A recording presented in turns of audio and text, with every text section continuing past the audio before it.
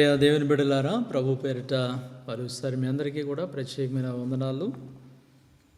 దేవుని యొక్క మహాకృపలో తిరిగి మళ్ళా ఈ జూన్ నెల మొదటి ఆదివారం ప్రభు సన్నిధిలో ఈ ఆరాధన కార్యక్రమంలో పాల్గొనడానికి మనందరినీ కూడా దేవుడు సజీవ లెక్కల్లో ఆయన చేర్చారు. గత కాలమంతా ఆయన కృప చూపించారు. వాస్తవానికి చూసినట్లయితే ఇది లాక్డౌన్లో 75వ రోజు. మరి రేపటి నుంచి అన్లాక్ చేస్తూ ఉన్నారు దేవుని సన్నిధిలో. మరి 8వ తారీఖు నుంచి మళ్ళీ ప్రార్థనలు సమావేశాలు పెట్టుకోవడానికి ప్రభుత్వం వారు అనుమతులు ఇస్తున్నట్లుగా మన వార్తలు చూస్తూ ఉన్నాం. కాబట్టి ప్రభు చిత్తం అయితే మరి ఈ వారంలో తిరిగి మళ్ళీ మనం ఆయా స్థలాల్లో కలుసుకోవడానికి దేవుని సన్నిధిలో దేవుడు కృపను అనుగ్రహించేటట్లుగా ప్రార్థనాపూర్వకంగా అందరూ కూడా సిద్ధపడాలని మీకు తెలియజేస్తున్నాను. కనుక మరి దినము ఈ ఆదివారం పరిశుద్ధ దినం దేవుని సన్నిధిలో అందరూ కూడా కలిసి ప్రార్థన చేసుకుందాం. తలలు వంచండి, కళ్ళు మూసుకున్నట్లయితే ప్రార్థన చేసుకుందాం. Praise the Lord. Hallelujah hallelujah hallelujah hallelujah hallelujah hallelujah hallelujah hallelujah hallelujah. యేసయ్యా మీకు వందనాలు, స్తోత్రములు స్తోత్రములు స్తోత్రములు స్తోత్రములు స్తోత్రములు స్తోత్రములు స్తోత్రములు చెల్లిస్తున్నాం నైనా. నీ కృపలో దేవా గత కాలం అంతా కాచి కాపాడినందుకు నీకు వందనాలు స్తోత్రాలు చెల్లిస్తున్నాం తండ్రి. ఇదిగో నాయన ఇక 75 రోజులు నీ మందిరంలోకి వెళ్లకుండా దేవా ఇక లాక్డౌన్ వల్ల దేవా తండ్రి ఎక్కడ ఉన్నటువంటి బిడ్డలు అక్కడే ఉండిపోవడం జరిగింది నైనా. మరి ఇక దినము నీ సన్నిధిలో ఈ యొక్క ఆదివారము శ్రేష్టమైనటువంటి పరిశుద్ధ దినం ఈ జూన్ నెలలో మొదటి ఆదివారం మాకు దయచేస్తున్నందుకే మీకు స్తోత్రాలు చెల్లిస్తున్నాం ప్రభువా. నీ కృప చూపించండి. మీ చిత్తమైతేనైనా మరి వచ్చే ఆదివారం మరి మేమందరం కూడా నీ మందిరాల్లో కలుసుకోవడానికి అయా నీ బల్లా కార్యక్రమంలో పాల్గొనడానికి శరీరంలో నీ రక్తంలో మేము పాలిభాగస్తులు ఉండడానికి మమ్మల్ని మా సంఘ బిడ్డలందరినీ కూడా మీరు సిద్ధపరచండి, ఆయుధపరచమని ప్రార్థన చేస్తున్నాం నాయన. మీరు కృప చూపించండి ప్రభువా, సహాయం చేయండి. మరి మా యొక్క బిడ్డలు అనేక దేశాల్లో, రాష్ట్రాల్లో, పట్టణాల్లో, జిల్లాల్లో, గ్రామాల్లో తండ్రి చెదిరి ఉన్నారు. ఎక్కడున్నప్పటికీ నీ దేవా నీ భద్రత అనుగ్రహించి వృద్ధాప్యులు ఉండే బిడ్డలు, వ్యాధితో ఉండే బిడ్డలు, గర్భవతులు, చంటి బిడ్డలు, యవన బిడ్డలు, అయా తండ్రి విశ్వాసులు, సహోదరుల అభిమానులు, మా గ్రామాలు, సంఘాలు, మా బంధువులు, స్నేహితులు, మా కుటుంబాలన్నిటినీ కూడా నీ రెక్కల చాటును కాచి కాపాడి భద్రపరిచినందుకే నీకు కృతజ్ఞతలు చెల్లించుకుంటున్నాం ప్రభువా. ఏదైనా మరోసారి మీరు చేసిన మేలులు ఉపకారాలను బట్టి మిమ్మల్ని హృదయపూర్వకంగా గణపరుచుకున్నాం నైనా. నీకు వందనాలు. ఏదైనా తండ్రి నీ సన్నిధానంలో ఆదివారము దేవా నీకు ఆరాధనలో పాల్గొనడానికి చేసిన ప్రతి చంటి బిడ్డలను, అలాగే సండే స్కూల్ బిడ్డలను, అలాగే దేవా విశ్వాసులను, పెద్దలను, వృద్ధులను, అభిమానులను మీరు దర్శించండి, బలపరచండి. ఎక్కడిద్దరు ముగ్గురు నా నామాన్ని కూడి ఉంటారు వారి మధ్యలో ఉంటారు వాగ్దానం చేశారు. అట్టి కృపాన్ని గురించి ఈ ఆరాధనలో పాల్గొనే ప్రతి బిడ్డను కూడా మీరు దీవించండి. ఈరోజు నీ వాక్యం ద్వారా మీరు మాతో మాట్లాడి మహిమ ఘనత ప్రభావాలు పొందండి. నీ సన్నిధి ప్రసన్న మాతో ఉంచి మహిమ తెచ్చుకోనండి. ఈ ఆరాధన ఆది నుండి అంచెం వరకు కూడా మీరు తోడుగా నడిపించి సహాయం చేయమని యేసుక్రీస్తు నామములో ప్రార్థించి వేడుకున్నాం తండ్రి, ఆమేన్. దేవునికి మహిమ కలుగును గాక. దేవుని సన్నిధిలో అమ్మగారు కూడా వచ్చి నాతో కలిసి ఒక పాట పాడి ఓ విశ్వాసి నీవు మెలకువగా ఉండుమా అనేటువంటి పాట పాడి ప్రభువును మహింపరుచుకుందాం. అందరూ కూడా మాతో కలిసి ప్రభువును స్తుతించడానికి సిద్ధపడాలని మీ అందరికీ కూడా తెలియజేస్తున్నాను. ఓ విశ్వాసి నీవు మెలకువగా ఉండుమా అనే పాట పాడి ప్రభువును స్తుతించుకుందాం. ఓ విశ్వాసి నీవు మెలకువతో ఉండుమా, ఓ విశ్వాసి నీవు మెలకువతో ఉండుమా, కాలు జారి పోదువేమో, అదరి చెదరి పోదువేమో, కాలు జారి పోదువేమో, అదరి చెదరి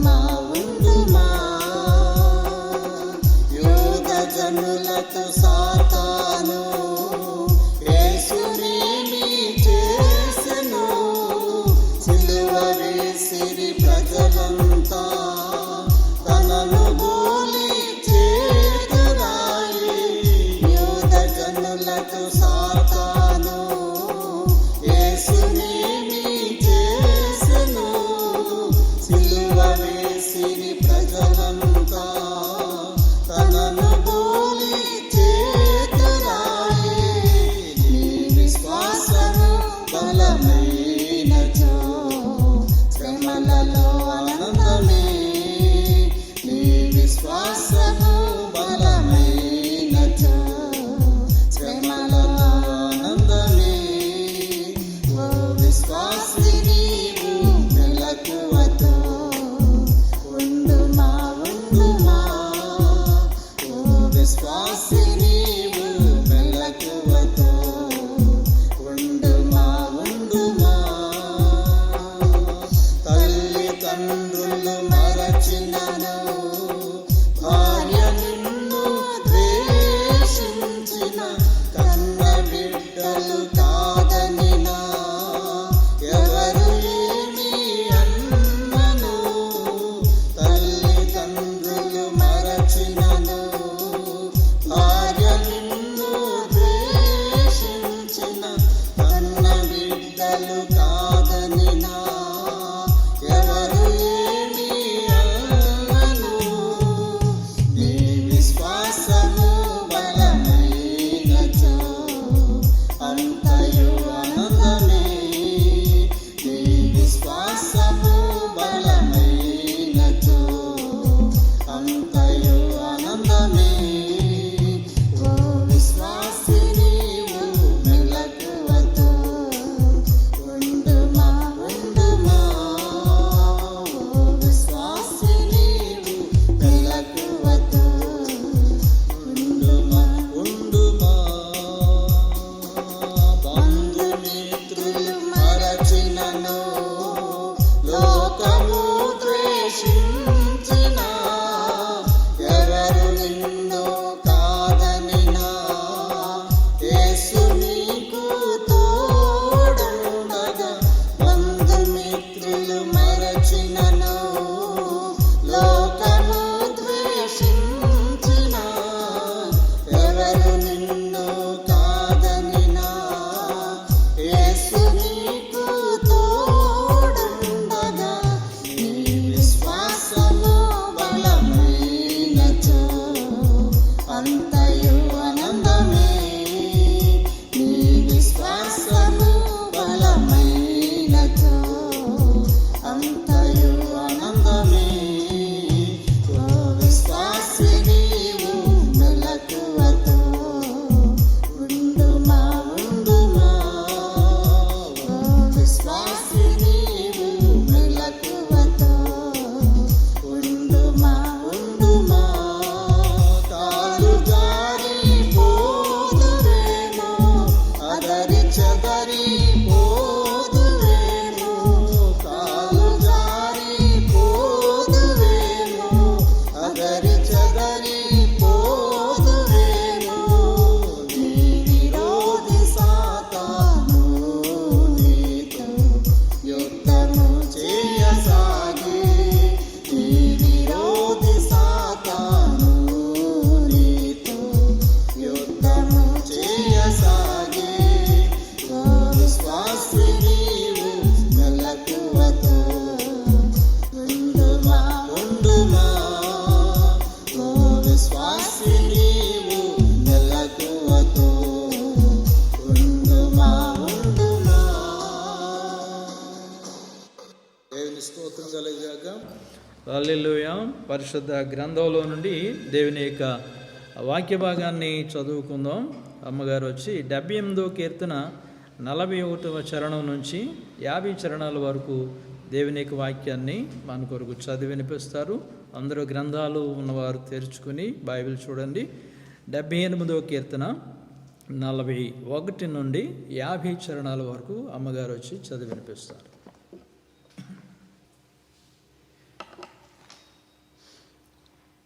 78వ దావీదు కీర్తన 41వ వచనం నుండి 50 వచనాల వరకు ఈ విధంగా వ్రాయబడి ఉన్నది. అరణ్యమున వారు ఆయన మీద ఎన్నుమారులో తిరుగుబాటు చేసిరి. ఎడారి యందు ఆయనను ఎన్నుమారులో దుఃఖపెట్టిరి. మాటి మాటికి వారు దేవుని శోధించిరి. మాటి మాటికి ఇశ్రాయేలు పరిశుద్ధ దేవునికి సంతాపము కలిగించిరి. ఆయన బాహుబలమైనను విరోధుల చేతిలో నుండి ఆయన తమ్మును విమోచించిన దినమునైనను వారు స్మరణకు తెచ్చుకొనలేదు. ఐగుప్తులో తన సూచక క్రియలను, సోయాను క్షేత్రమందు తన అద్భుతములను ఆయన చూపిన దినమును వారు జ్ఞప్తికి తెచ్చుకొనలేదు.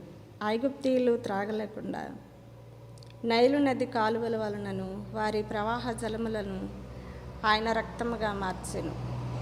ఆయన వారి మీద చోరీగలను గుంపులుగా విడిచెను, అవి వారిని తినివేసెను. కప్పలను విడిచెను, అవి వారిని నాశనం చేసెను. ఆయన వారి పంటను చీడపురుగులకు ఇచ్చెను, వారి కష్టఫలములను మిడతలకు అప్పగించెను. వడగండ్ల చేత వారి ద్రాక్ష తీగలను, హిమము చేత వారి మేడు చెట్లను ఆయన పాడు చేసెను. వారి పశువులను వడగండ్లను పాడు చేసెను, వారి మందలను పిడుగులు పాడు చేసెను. ఆయన ఉపద్రవము కలుగు చేయు దూతల శనగా తన కోపాగ్నిని, ఉగ్రతను, మహోగ్రతను, శ్రమను వారి మీద విడిచెను. తన కోపమునకు ఆయన త్రోవ చదును చేసెను. మరణము నుండి వారి ప్రాణమును తప్పింపక వారి జీవమును తెగులునకు అప్పగించెను. దేవుడు తన పరిశుద్ధ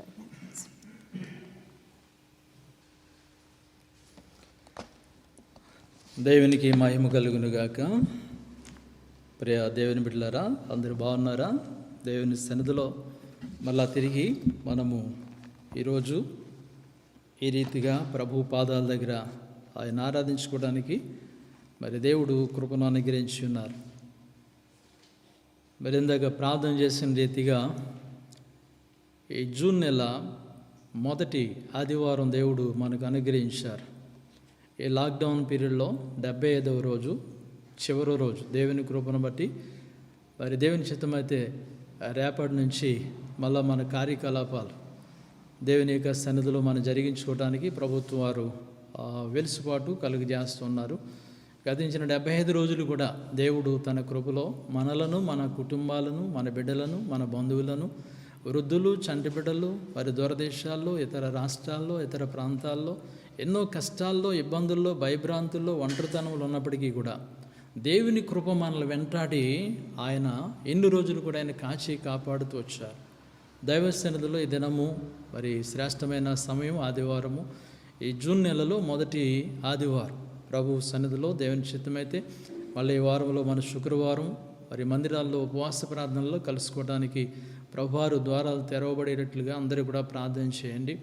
అదే రీతిగా మరి వచ్చే ఆదివారము దేవుని యొక్క బల్ల కార్యక్రమంలో మనం పాల్గొనడానికి సమయాలు మీకు తెలియచేయబడతాయి. ఆయా సమయాలను బట్టి మనందరం కూడా దేవుని మందిరాల్లో కూడుకొని బల్ల కార్యక్రమం ఆరాధనలో పాల్గొనడానికి వచ్చే ఆదివారం ముఖాముఖిగా మనందరం కూడా ప్రభు సన్నిధిలో సహవాసంలో కూడుకోవడానికి దేవుడు సహాయం చేసేటట్లుగా అందరూ కూడా మరి సిద్ధపడండి, ప్రార్థన చేయండి, కనిపెట్టాలని మీకు నేను తెలియజేస్తున్నాను.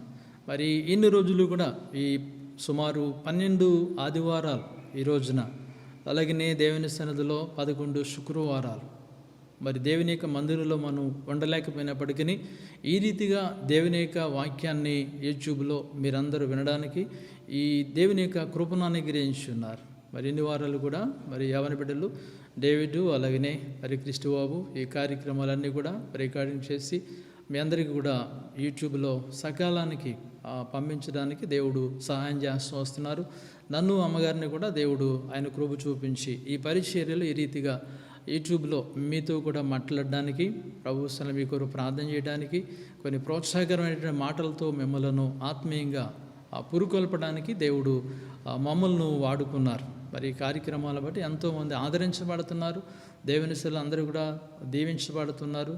మరి ఈ కార్యక్రమాలు ఎప్పుడైతే వారు చూడడం మొదలుపెట్టారో విదేశాల నుండి బిడ్డలందరూ కూడా అయ్యగారి కరోనా వచ్చిన సందర్భంగా ఈ రీతిగా ప్రతి వారం మీ యొక్క వాక్యం మాకు అందుబాటులోకి ఉంది కాబట్టి లాక్డౌన్ పీరియడ్ అయిపోయినప్పటికీ కూడా ప్రతి ఆదివారం తప్పకుండా ఈ వర్తమానాలు మాకు ఈ రీతిగా అందించడానికి ప్రయత్నం చేయండి, దానికి ఎంత ఖర్చు అయినా సరే మేము పెట్టుకుంటాం అనేటువంటి ఆ మాటలు దూరదేశాల నుండి బిడ్డలందరూ కూడా వారు తెలియజేస్తూ ఉంటున్నారు. మంచిది, దేవునికి మహిమ కలుగును గాక.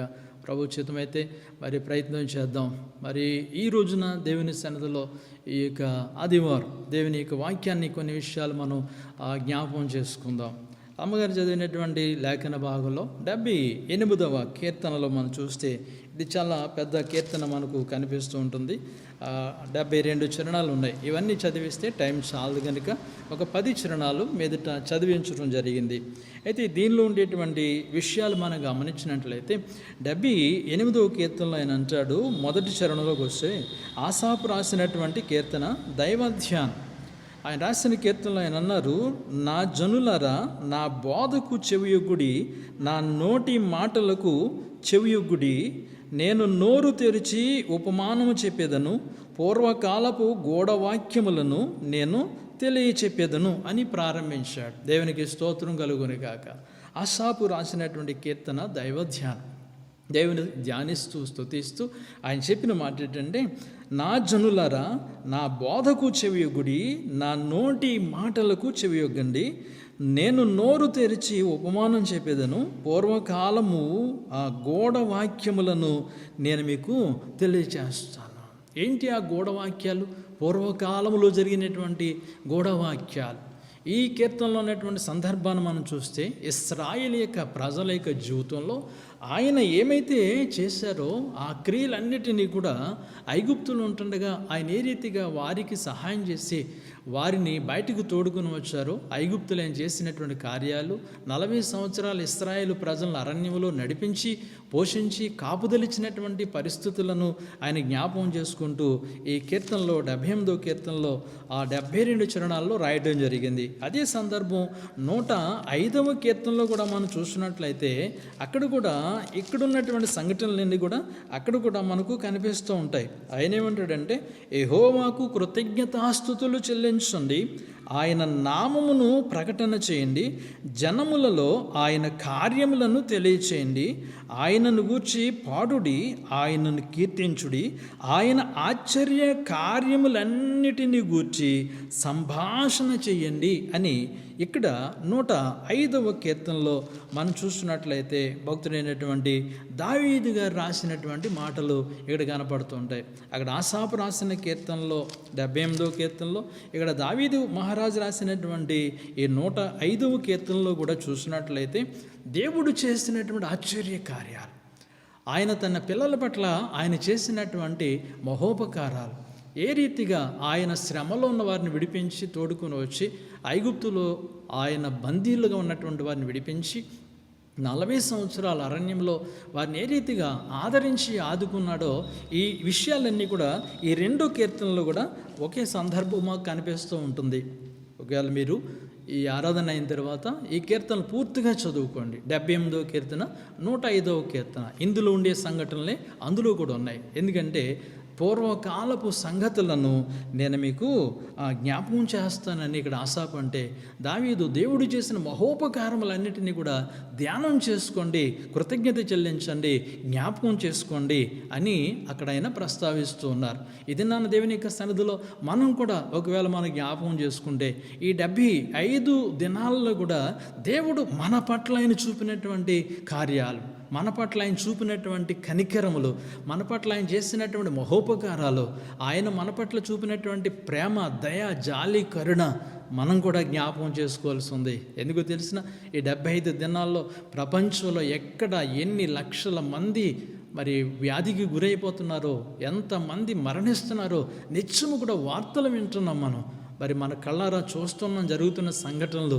ఎంతమంది పోలీసు వారు, ఎంతమంది డాక్టర్స్, ఎంతమంది నర్సెస్, ఎంతమంది ఆశా వర్కర్లు, ఎంతమంది పారిశుద్ధ్య కార్మికులు, ఎంతమంది ఈ యొక్క జర్నలిస్టులు ఈ వ్యాధికి గురైపోయి ప్రజాసేవలో ఈ రోగాలకు బారిన పడ్డారో మనం కళ్ళారా చూస్తున్నాం, చెవులారా వింటున్నాం. దేవుని బిడ్డలారా, మన చుట్టూ కూడా ఎన్నో భయంకరమైనటువంటి సంఘటనలు జరుగుతున్నట్లుగా మన వార్తలు వింటూ ఉంటున్నాం. ఈ రోజున నీవు నేను మన కుటుంబాలు క్షేమంగా ఉన్నామంటే ఇది దేవుని కాపుదల కాదంటావా? ఇది దేవుని యొక్క భద్రత కాదంటావా? ఇది దేవుడు చేసిన మహోపకారం కాదంటావా? ఈ రోజున మన పట్ల ఆయన చూపినటువంటి దీర్ఘశాతం కాదంటావా? వారికంటే మన భక్తిపరులు నీతిమైన మంత్రము అని కాదు, దేవుడు తన ఉచితమైన కృప మన పట్ల విస్తరింపజేసి మనలను, మన బిడ్డలను ఈ కరోనా వైరస్ కాలంలో ఆయన శారీరకంగా పోషిస్తూ వచ్చాడు, ఆత్మీయంగా బలపరుస్తూ వస్తూ ఉన్నారు, అలాగనే మానసికంగా మనల్ని ధైర్యపరుస్తూ వస్తూ ఉన్నారు. దేవుని బిడ్డలారా, గుర్తిస్తున్నావు? ఈ రోజున ఎంతోమంది ఆకలితో అలమటించి, ఆకలికి నీళ్లు లేక, ఆహారం లేక, చంటి బిడ్డలతో అల్లాడిపోతున్న వాళ్ళని చూస్తాం మనం ఆ వలస కూలీల ప్రయాణాల్లో. చాలామంది వేదనతో, ఒంటరితనంతో, దిక్కు లేకుండా ఏడ్చినటువంటి సందర్భాలు మనం చూస్తాం. వ్యాధి బారిన పడే వాళ్ళని చూస్తాం.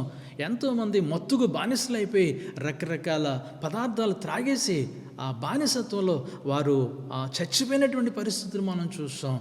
ఈ యొక్క దినాన్న భయపడిపోయి భయభ్రీంతులకు వారే ఆత్మహత్యలు చేసుకుని పైనుంచి దూకేసి ఉరిపెట్టుకుని చచ్చిపోయినటువంటి సంఘటనలు మనం ఎన్నో చూసాం 75 రోజుల్లో. కానీ ఈ రోజున ఈ రీతిగా ఇంకా నేను సజీవుల లెక్కలో ఉన్నామంటే ఇవన్నీ కూడా దేవుడు చేసిన మహోపకారములు. దేవుని నామమున స్తోత్రం కలుగును గాక. వాటిని మనం జ్ఞాపకం చేసుకోవాలి తప్పకుండా. వాటిని బట్టి ప్రభువును మనం స్తుతించాలి, కృతజ్ఞత చెల్లించాలి. పూర్వకాలపు సంగతులు ఇప్పుడు మన పట్ల దేవుడు చేస్తున్న కార్యాలని మనం తలపోసుకొని ఆయన కార్యాలు మనం సంభాషణ చేయాలని భక్తుడు మనకు తెలియజేస్తుంటున్నాడు. దేవుని సంగమా, ఈరోజు మన బిడ్డలు అనేక మంది సండే స్కూల్ బిడ్డలు, పెద్దవాళ్ళు, అనేక మంది వృద్ధాప్యులు ఉన్నారు, వ్యాధిలో ఉన్నారు. షుగర్ పేషెంట్లు ఉన్నారు, బీపీ పేషెంట్లు ఉన్నారు, క్యాన్సర్ పేషెంట్లు ఉన్నారు, కీళ్ళ నొప్పులు, బలహీనతలతో ఉన్నవారు ఉన్నారు, థైరాయిడ్తో ఉన్న వాళ్ళు ఉన్నారు, గర్భవతులు ఉన్నారు, చంటి బిడ్డలు ఉన్నారు. ఇలాగ చెప్పుకుంటూ పోతే ఎన్ని రకాల బలహీనతలు మన శరీరాల్లో ఉన్న దేవుడు ఇంకా మన సజీవి లెక్కల్లోనే కాచి కాపాడుతూ వచ్చాడు. దేవునికి స్తోత్రం. ఎన్ని ఇబ్బందికరమైన పరిస్థితుల్లో ఉన్నా దేవుడు మనల్ని ఆయన ఏ రోజుకి ఆ రోజు పోషిస్తూ వచ్చాడు. ఏలియాను కాకులతో పోషించిన రీతిగా ఈ కరోనా వైరస్ కాలం 75 రోజులు కూడా అనేక మంది దాతలు, అలాగే ప్రభుత్వం వారు నెలలో 3 సార్లు ఫ్రీ రేషన్ ఇవ్వడం ద్వారా పేదవాళ్ళు, కుటుంబాలు ఎంతగానో ఆదుకొని ఆదరించబడుతూ ఈ దినాన్న సజీవులు లేకుండా దేవుడు కృప చూపించాడు. ఇవన్నీ కూడా దేవుడు చేసిన మేలులు. వాటిని తలపోసుకోవాలి, దేవుని నామాన్ని ఘనపరుచుకోవాలి. ఈ దినాన్న దేవుని సన్నిధిలో దేవుడు ఇశ్రాయేలు ప్రజల పట్ల చేసినటువంటి ఆ కార్యాలను కూడా వారు తలపోసుకోమని 78వ కీర్తనలో ఆయన చెప్పాడు. ఇక్కడ ప్రాముఖ్యంగా ఇది నాన్న ఒక విషయాన్ని గురించి దేవునికి వాక్యాన్ని ఈరోజు మనం ధ్యానించుకుందాం. దేవునికి లేఖనంలో 78వ కీర్తన అమ్మగారు చదివిన వాక్య భాగంలో చూస్తే ఆ 41వ చరణం నుంచి 50 చరణాలు చదివించాను. అక్కడ మనం గమనించినట్లయితే వారు మాటికి వారు దేవునిని శోధించారు, మాటికి ఇశ్రాయేలు పరిశుద్ధ దేవునికి సంతాపము కలిగించారు. ఆయన బాహుబలమునైనను విరోధుల చేతుల్లో నుండి ఆయన తమను విమోచించిన దినమునైనను వారు స్మరణకు తెచ్చుకొనలేదు అని వ్రాయబడింది. చూసారా, దేవుని యొక్క పిల్లల పట్ల దేవుడు ఇన్ని మహోపకారాలు చేస్తే ఇప్పుడు మన పట్ల ఏం చేశాడో జ్ఞాపకం చేసుకున్నాం. కృతజ్ఞత కలిగి ఉండాలని మరోసారి మీకు జ్ఞాపకం చేస్తాను. మరి ఇశ్రాయేలు ప్రజలు 430 సంవత్సరాలు బానిస బ్రతుకుల్లో ఉంటే దేవుడు వారిని విడుదల చేసి మోషే గారి ద్వారా 10 అద్భుతాలు చేసి ఫరోను మట్టి కరిపించి ఐగుప్తును సర్వనాశనం చేసి వారందరినీ కూడా పక్షిరాజు తన పిల్లలను వీపి మీద మోసుకొచ్చినట్లుగా పాలు తేళ్లు ప్రవహించే దేశానికి ఆయన తోడుకొని వచ్చారు. 40 సంవత్సరాల అరణ్యంలో మోషే గారిని 30 తిప్పలు పెట్టి దేవుని మీద మాటికి వారు తిరగబడ్డారు. ఈ రోజున దేవుడు ఎన్ని మేలులు చేసినా మానవుని యొక్క దౌర్భాగ్యమైన బలహీనత ఏంటో తెలిసిన ఏదైనా ఒక చిన్న కష్టం వస్తే చేసిన మేలులన్నీ మర్చిపోతాడు మానవుడు. ఏం చేశాడు దేవుడు? ఈ దేవుడు నమ్ముకున్న మాకు ఏం కలిగింది అని పొందిన మేలులన్నీ కూడా ప్రక్కన పెట్టేసి ఏదైనా ఒకటి మనకు కష్టం, నష్టం కలిగించే సంఘటన కానీ ఎదురైతే అవన్నీ మర్చిపోయి దాన్నే పట్టుకుని దేవుని నిందిస్తూ ఉంటాం, దేవుని మీద నిందలు వేస్తూ ఉంటాం, దేవుని మీదే మనం కోపగించేటువంటి పరిస్థితులు మానవ జీవితాలు ఎదురవుతుంటాయి. దేవుని బిడ్డలారా, జాగ్రత్త ఆలోచన చేయ. రోజున దేవుడు నీ పట్ల చేసిన కార్యాలను తలపోసుకొని దేవుని గనపరచగలుగుతున్నావా? లేదా ఏదైనా చిన్న బలహీనత, నష్టం, కష్టంలో ఉంటే అవన్నీ మర్చిపోయి దాన్నే పట్టుకుని భూతద్దంలో చూస్తూ ఏం చేశాడో దేవుడు నాకు అన్నట్టుగా నువ్వు దేవుని మీద నిందలు మోపేటువంటి స్థితిలో ఉన్నావా? ఇశ్రాయేలు ప్రజలు అదే చేశారు. మీరు గమనించినట్లయితే ఇక్కడ ఆయన అంటాడు, వారు మాటికి దేవునిని శోధించారట. మాటికి ఇశ్రాయేలు పరిశుద్ధ దేవునికి సంతాపము కలుగు చేశారు. ఆయన బాహుబలమునైనను విరోధుల చేతుల్లో ఆయన తమ్మును విమోచించిన దినమునైనను వారు స్మరణకు తెచ్చుకోలేదట. ఆ రాత్రి పస్కా బలి పశువును వధించి ఆ పస్కా గొర్రెపిల్ల రక్తాన్ని ద్వారబంధాల మీద ఐగుప్తులో ఇశ్రాయేలులందరూ కూడా పూసి ఆ మాంసాన్న రాత్రే తిని నడుము కట్టుకుని చెప్పులు తొడుక్కుని ఉదయం కాగానే రెడీగా ఐగుప్తులోంచి బయటికి వచ్చేసినటువంటి దినాన్న ఐగుప్తులో ఉన్న పొర్ర ఇంట్లో మొదలుకొని తిరగలు విసిరే దాసి ఇంట్లో వరకు ఉండే ఐగుప్తులో ప్రథమ సంతానం, జ్యేష్ఠ సంతానం మరణదూతం మొత్తితే ఇంటింటికి శవం, ఏ ఇంట్లో వాళ్ళు ఆ ఇంట్లో శవాల్ని కప్పెట్టుకుని ఏడుస్తూ ఉంటే ఇశ్రాయేలీలందరూ కూడా క్షేమంగా ఆ ఐగుప్తు బానిసత్వం నుంచి బయటికి తోడుకు రాబడ్డారో ఆ దినమును కూడా వారు మర్చిపోయారట. ఎంత విశ్వాసఘాతకమైనటువంటి బ్రతుకులు మానవ జీవితాలు. దేని బిడ్డలారా, జాగ్రత్తగా ఆలోచన చేసినట్లయితే అక్కడ అంటాడు చూడండి, ఆయన బాహుబలమునైనను విరోధుల చేతుల్లోనైనా తమ్మును విమోచించిన దినమునైనను. ఏ దినమది? ఆ చివరి దినం ఐగుప్తులు వారు గడిపిన రాత్రే, పస్కా. ఆ చివరి దినాన్న వారి కళ్ళ ఎదుటే ఐగుప్తీయులందరూ జ్యేష్ఠ సంతాన పశువులు మందల్లో చచ్చిపోతే ఇశ్రాయేలీయులు క్షేమంగా వారు ఐగుప్తులో నుంచి, బంధకాల నుంచి, బానిసత్వం నుంచి బయటికి తోడుకొచ్చిన ఆ దినమును కూడా వారు గుర్తు చేసుకోకుండా మర్చిపోయారని రాయబడింది ఇక్కడ. అర్థం చేసుకున్నావా? ఈ రోజున దేవుడు మన పట్ల చేసిన కార్యాలు మర్చిపోతున్నామేమో. జాగ్రత్త, జ్ఞాపకం చేసుకోవాలి. ఆయన బాహుబలముతో, ఆయన కృపతో, ఆయన ప్రేమతో ఆయన మనం తోడుకొని వచ్చారు. ఒకప్పుడు పాపిష్టి బంధకాల్లో ఉన్న నన్ను, నిన్ను, మనందరినీ కూడా యేసు రక్తంలో కడిగి ఆయన పిల్లలుగా చేసుకున్నాడు. ఎన్ని సంవత్సరాలు ఆయన నడిపిస్తూ వచ్చాడు. ఎన్ని సంవత్సరాలైంది మన రక్షణ పొంది మన ఆత్మీయ జీవిత యాత్రలో ఎన్నో ఒడిదుడుకులు, సమస్యలు, శోధనలో దేవుడు ఆయన కంటికి రెప్పవలే కాపాడుతూ నడిపించుకుంటూ ఈ 2020 సంవత్సరంలో ఈ భయంకరమైన కరోనా వైరస్ కాలంలో కూడా 75 దినాలు దేవుడు నిన్ను నన్ను భద్రంగా కాచి కాపాడుతూ వచ్చాడు. దేవునికి మహిమ కలుగును గాక. దినము కూడా ఆయన చేసిన కార్యాలు మనం జ్ఞాపకం చేసుకోవాలి, తలపోసుకోవాలి. ఆ కిందకు చూసినట్లయితే ఆయన అంటాడు, వారు స్మరణకు తెచ్చుకోలేదు ఐగుప్తులో తన సూచక క్రియలను, సోయను క్షేత్రముందు తన అద్భుతములను ఆయన చూపిన దినమును వారు జ్ఞప్తికి తెచ్చుకోలేదు. ఐగుప్తు దేశంలో దేవుడు చేసిన అద్భుతాలు మోషే గారి ద్వారా 10 రకాల తెగుల్లో ఆయన పంపించినప్పుడు దానిని కూడా వారు జ్ఞాపకం తెచ్చుకోలేదట. ఐగుప్తీయులు త్రాగలేకుండా నైలు నది కాలువలను, వారి ప్రవాహ జలములను ఆయన రక్తంగా మార్చాడు. ఆయన వారి మీదికి జోరీగలను గుంపుగా విడిపించాడు. అవి వారిని తినివేశను. కప్పలను విడిచెను, అవి వారిని నాశనం చేసెను. ఆయన వారి పంటను చీడ పురుగులకిచ్చెను, వారి కష్ట ఫలములను మిడతలకు అప్పగించెను. గమనిస్తున్నావా? ఐగుప్తు దేశంలో దేవుని ప్రజలను ఇబ్బందులు పెట్టి, దేవుడంటే ఎవడు, యెహోవా ఎవడు, మిమ్మల్ని ఆరాధించడం నేను వెళ్ళనివ్వను అని దేవుని పిల్లలను బంధించి ఇబ్బంది పెట్టినటువంటి ఆ ఫరో సైన్యం మీదకి, ఫరో మీదకి, ఐగుప్తు దేశం అంతటి మీదకి దేవుడు పంపించినటువంటి శిక్షల గురించి మనకు రాయబడుతూ ఉంటుంది. నిర్గమకాండములో ఆ విషయాలన్నీ కూడా మనకు కనిపిస్తూ ఉంటాయి. అయితే ఇక్కడ ఒక సందర్భాన్ని మీకు నేను జ్ఞాపకం చేయాలని ఆశపడుతున్నాను. అక్కడ ఆయన చేసినటువంటిలో 46వ కీర్తనలో చూస్తే, ఆయన వారి పంటను చీడ పురుగులకు ఇచ్చెను, వారి కష్టఫలములను మిడతలకు అప్పగించెను.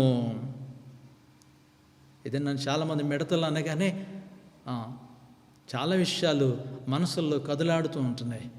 ఈ మధ్య ఈ వారంలో చాలామంది సహోదరులు ఈ మిడతల బెడదన గురించి కొన్ని వాట్సాప్లో మెసేజ్లు పెడుతూ అయ్యగారు పాత నిబంధనలో కూడా ఈ విషయాలు ఉన్నాయండి, ప్రకటన గ్రంథంలో కూడా మిడతల గురించి ఉన్నాయి కదా అనే మాటలు వారు జ్ఞాపకం చేసుకున్నారు. నిజమే, ఇది అంచె దినాల్లో మనం ఉన్నాం. దేవుడు తాను చేయబోయేటువంటి కార్యాలు ముందుగా ఆయన చేశారు. ఐగుప్తు దేశంలో అంచె దినాల్లో జరగవలసినటువంటి కార్యాలు కూడా మరి జరగవలసి ఉన్నాయి. ప్రస్తుతం చూస్తున్నటువంటి ఏ మిడతలు పాకిస్తాన్ మీదుగా గుజరాత్, ఉత్తరప్రదేశ్ నుంచి మనకు ఇండియాలోనికి అవి ప్రవేశిస్తున్నాయని మనం వింటూ ఉన్నాం. ఓ ప్రక్క నుంచి ఇటు కేరళ మీదుగా తమిళనాడు, చిత్తూరు రాష్ట్రంలో కూడా ఎంటర్ అయ్యాయని, ఈ వారంలోనే వైజాగ్లో కూడా కొన్ని మిడతలు కనిపించాయని ఇలాగ రకరకాల వార్తలు టీవీల్లో మనం వింటూ ఉన్నాం. నిజమే, ఈ మిడతలు అనగానే మనకి ఏం జ్ఞాపకం రావాలో తెలిసిన, ఐగుప్తు దేశంలో ఫరో మీదికి దేవుడు రప్పించినటువంటి ఒక శిక్ష అది. ఐగుప్తులో ఉన్నటువంటి దేవుని పిల్లలను వారు ఇబ్బంది పెట్టినటువంటి సందర్భంలో దేవుడు పంపించినట్టు ఒక శిక్షగా ఆ 10 తెగుళ్ళు కనిపిస్తూ ఉంటున్నాయి. చూడండి, దేవుని యొక్క లేఖనంలో మనం గమనించినప్పుడు ఈ యొక్క మాటలు మనకు పరిశుద్ధ గ్రంథమైన బైబిల్లో మనకు కనపడుతూ ఉంటాయి. అయితే మరి అక్కడే కాదు, యోవేలు గ్రంథంలో చూసినట్లయితే మరి 1వ అధ్యాయంలో 4వ వచనంలో యోవేలు గ్రంథంలో కూడా ఆ సందర్భం మనకు కనిపిస్తూ ఉంటుంది. ఏంటి ఈ మిడతలు దేనికంటే గొంగళి పురుగులు విడిచిన దాన్ని మిడతలు తినివేశాయి, మిడతలు విడిచిన దానిని పసర పురుగులు తినేసాయి, విడిచిన దాన్ని చీడ పురుగులు తినేసాయి అని ఇక్కడ 4 రకాలుగా విభజించి యోవేలు గ్రంథంలో వ్రాయబడుతుంది బైబిల్లో. అదే తెలుగు బైబిల్ నిఘంటువులో చూసినట్లయితే ఇక్కడ గొంగళి పురుగులు, మిడతలు, పసర పురుగులు, చీడ పురుగులు అన్నాడు. కానీ వాటి గురించి వివరంగా చూస్తే మొట్టమొదట ఎగిరే మిడతలు అనగానే ఎగిరే మిడతలు. మిడత ఏం చేస్తుంది తెలిసిన? అది కూడా పక్షిలాగే ఎగురుతూ ప్రయాణం చేస్తుంది. ఎన్ని కిలోమీటర్లు ప్రయాణం చేస్తున్నాయి? ఐగుప్తులో నుండి ఇక్కడ మనకి ఇప్పుడు పాకిస్తాన్ మీదుగా ఇండియాలోనికి వచ్చాయంటే ఎంత దూరం ప్రయాణం చేస్తున్నావు సార్ ఆలోచించు. ఎలాగొస్తుంది? ఇది పాక్కుంటూ రావట్లేదు, అదేం చేస్తుందట? ఎగురుతూ వస్తున్నాయి. గుంపుగా 2 కిలోమీటర్ల వెడల్పులో 3 కిలోమీటర్ల పొడవున ఉన్నటువంటి పెద్ద మందది. అదొక మేఘం వల్ల కమ్మేసి అది ఎగురుకుంటూ వస్తుంది. ఏం చేస్తుంది? అది వచ్చి ఎక్కడ పచ్చని పంటలుంటే, చెట్లుంటే, ఆకులుంటే వాటి మీద వాలి దాన్ని కంప్లీట్గా పసరంతా పీల్చేస్తే ఇంకా బీడు భూమి కింద మారిపోయేటువంటి పరిస్థితులు కనపడుతున్నాయి. ఈ మిడతల గురించి 4 రకాల యోవేలు గ్రంథంలో చెప్పాడు. కానీ ఇక్కడ తెలుగు నిఘంటువులు మనం చూస్తే ఈ రకరకాల పురుగులుగా బైబిల్ యోవేలు గ్రంథంలో ఉన్నప్పటికీ దాని వివరణ మొట్టమొదట ఎగిరే మిడతలు అంటే అవి పరిపూర్ణంగా పరిపక్వత చెందినటువంటి పెద్ద ఆ మిడతలు. 4 దశలు ఉన్నాయి ఈ మిడత యొక్క ఆ స్థితిలో చూస్తే. రెండవది దూకే మిడతలు అంటే ఇవేం చేస్తాయి? ఇంకా ఎగరడానికి రెక్కలు బలపడకుండా ఇక్కడి నుంచి అక్కడ దూకుతూ ఉంటాయి. అలా దూక్కుంటూ ప్రయాణం చేసేటువంటి మిడతలు ఆ రెండవది. దాని గురించే అక్కడ ఏం చెప్పాడు. మూడవది చూస్తున్నట్లయితే మిడత పిల్లలు అంటే ఇవి దూకలేకుండా కూడా అప్పటికే ఒక కాళ్ళు ఇవన్నీ కూడా ఏర్పాటు చేయబడి ఇంకా కాళ్ళు బలపడకుండా రెక్కలు ఎగరడానికి పనికుండా ఉన్నటువంటి మిడత పిల్లలు 3వ దశ. ఇంకా 4వ చూసినట్లయితే చిన్న మిడతలు అంటే అప్పుడే గుడ్డులోంచి బయటకు వచ్చినటువంటి మిడత పిల్లలు అవి అక్కడక్కడే పాకుతూ ఉంటాయి. 4 దశలు కనిపిస్తున్నాయి ఈ మిడతల యొక్క విషయాన్ని గమనిస్తే. యోవేలు గ్రంథంలో రాయబడినటువంటి 1వ అధ్యాయం 4వ వచనంలో 4 రకాలుగా దాన్ని విభజించాడు. ఇవన్నీ కూడా ఏం చేశానుంది? తినేస్తున్నాయి. ఏంటి తినేస్తున్నాయి? కంప్లీట్గా ఉన్నటువంటి పంట పొలాలన్నీ కూడా తినేస్తున్నాయి. ఒక విధంగా చూస్తే ఇది ఒక ప్రవచనముతో కూడినటువంటి సందర్భం. ఇది ప్రవచనాత్మకమైనటువంటి సందర్భం ఈ మాటల్లో మనకు కనబడుతూ ఉంటుంది. చూడండి, ఈ మిడతల యొక్క జీవితం గురించి చూసినట్లయితే ఈ మిడత నెలలో 2 గుడ్లు పెడుతుందట. నెలలో 2 గుడ్లు పెడితే 2 పిల్లలు అవుతాయి. ఈ 2 పిల్లలు అయిన తర్వాత 2 నెలల్లో ఈ 2 పిల్లలు కూడా మళ్ళీ తిరిగి గుడ్లు పెట్టడం ప్రారంభిస్తాయి. అంటే మళ్ళీ ఒక్కొక్కటి 2 గుడ్లు పెడితే మళ్ళీ అవి పిల్లలు అవుతాయి. ఎన్నైపోయి దానికి పిల్లలు పెట్టినటువంటి తల్లి మిడత ఒకటైతే 2 గుడ్లు పెట్టింది. ఆ నెల వయసులోకి అవి 3 మిడతలుగా మారాయి. మళ్ళీ నెలలో ఇది ఇంకో 2 గుడ్లు పెడుతుంది. 2 నెలలు ఇవి కూడా పెడతాయి. అంటే ఒకేసారి ఇవి 8 మిడతలుగా మార్పు చెందుతున్నాయి. ఇంకా నెలకు అవి 3 రెట్లు అభివృద్ధి చెందుతూ ఈ మిడతలు భయంకరమైనటువంటి దండుగా అవి పెరిగిపోతూ ఉంటాయి. అది మిడతల యొక్క జీవిత చరిత్ర గురించి మనకు కనిపిస్తూ ఉంటుంది. దేవుని యొక్క లేఖనంలో మనం చూసినట్లయితే దేవుని బిడ్డలారా, మరి ఈ మిడతల గురించి మనం గమనిస్తే ఐగుప్తు దేశంలో ఒక శిక్షగా పంపించాడు. నిర్గమకాండం 10వ అధ్యాయంలో మనం చూసినట్లయితే 5వ వచనం నుంచి ఆ మాటలు మనకు కనబడుతూ ఉంటాయి. పాత నిబంధనలో ఎవడును నేలను చూడలేనంతగా అవి దానిని కప్పును, తప్పించుకుని శేషమును అనగా వడగండ్ల దెబ్బను తప్పించుకొని మిగిలిన దానినన్నీ కూడా తినివేస్తాయి. అంటే ముందు వడగండ్లు వచ్చి పంటంతా నాశనం అయిపోతే మిగిలిన దాన్ని ఇప్పుడు ఈ మిడతల దండు వచ్చి కంప్లీట్గా తినేస్తుంది అని ఐగుప్తు దేశంలో ఫరోకు మోషే గారి ద్వారా దేవుడు హెచ్చరిక చేశాడు. 10వ అధ్యాయంలో మనం చూస్తే 12వ వచనంలోకి వచ్చినట్లయితే అక్కడ కనిపిస్తూ ఉంటుంది. అప్పుడు యెహోవా మోషేతో ఐగుప్తు దేశం మీద నీ చేయి చాపు. ఐగుప్తు దేశం మీదకి వచ్చి ఈ దేశ పైరులన్నిటినీ అనగా వడగండ్లు పాడు చేయగా మిగిలినటువంటి పంట, పచ్చదనం, ఆహారం ఏదైతే ఉందో అదంతా కూడా తినివేయునని చెప్పెను. మోషే ఐగుప్తు దేశము మీద తన కర్రను చాపగా యెహోవా ఆ పగలంతయు ఆ రాత్రి అంతయు ఆ దేశం మీద తూర్పు గాలి విసరజేసెను. ఉదయం ముందు ఆ తూర్పు గాలికి మిడతలు వచ్చెను. ఆ మిడతలు ఐగుప్తు దేశం అంతటి మీదికి వచ్చి ఐగుప్తు సమస్త ప్రాంతములలో నిలిచెను. అవి మిక్కిలి బాధాకరమైనవి.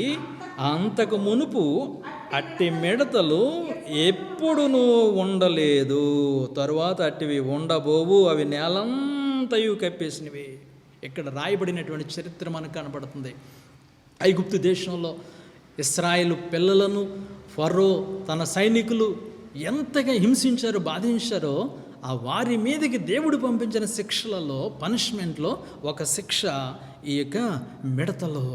గమనిస్తున్నారా? చరిత్ర మనం చూస్తున్నట్లయితే ఈ మిడతలు చాలా బాధాకరమైనవి. అవి ఆహారం అంతా కూడా తినవేస్తాయి.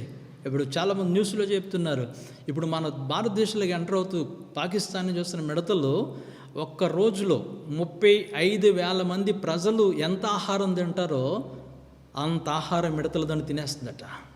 35,000 మంది ప్రజలు ఒక రోజుకు సరిపడే ఆహారం ఈ మిడతల దండు తినేస్తుంది ఒక రోజులో. ఎంత భయంకరమైనటువంటి కరువు ఆసన్నమవుద్దో ఒకసారి ఆలోచన చే దేవుని బిడ్డ. దేవుడి యొక్క కనికరం ఉండి ఆ యొక్క మిడతలను కానీ ఆయన పారద్రోలకపోతే దేవుని సన్నిధిలో మనకు రాబోయేటువంటివి కరువు కాటకాలని చెప్పడానికి ఏ మాత్రం కూడా సంకోచం లేదు. దేవునికి లేఖనం స్పష్టంగా తెలియజేస్తుంది.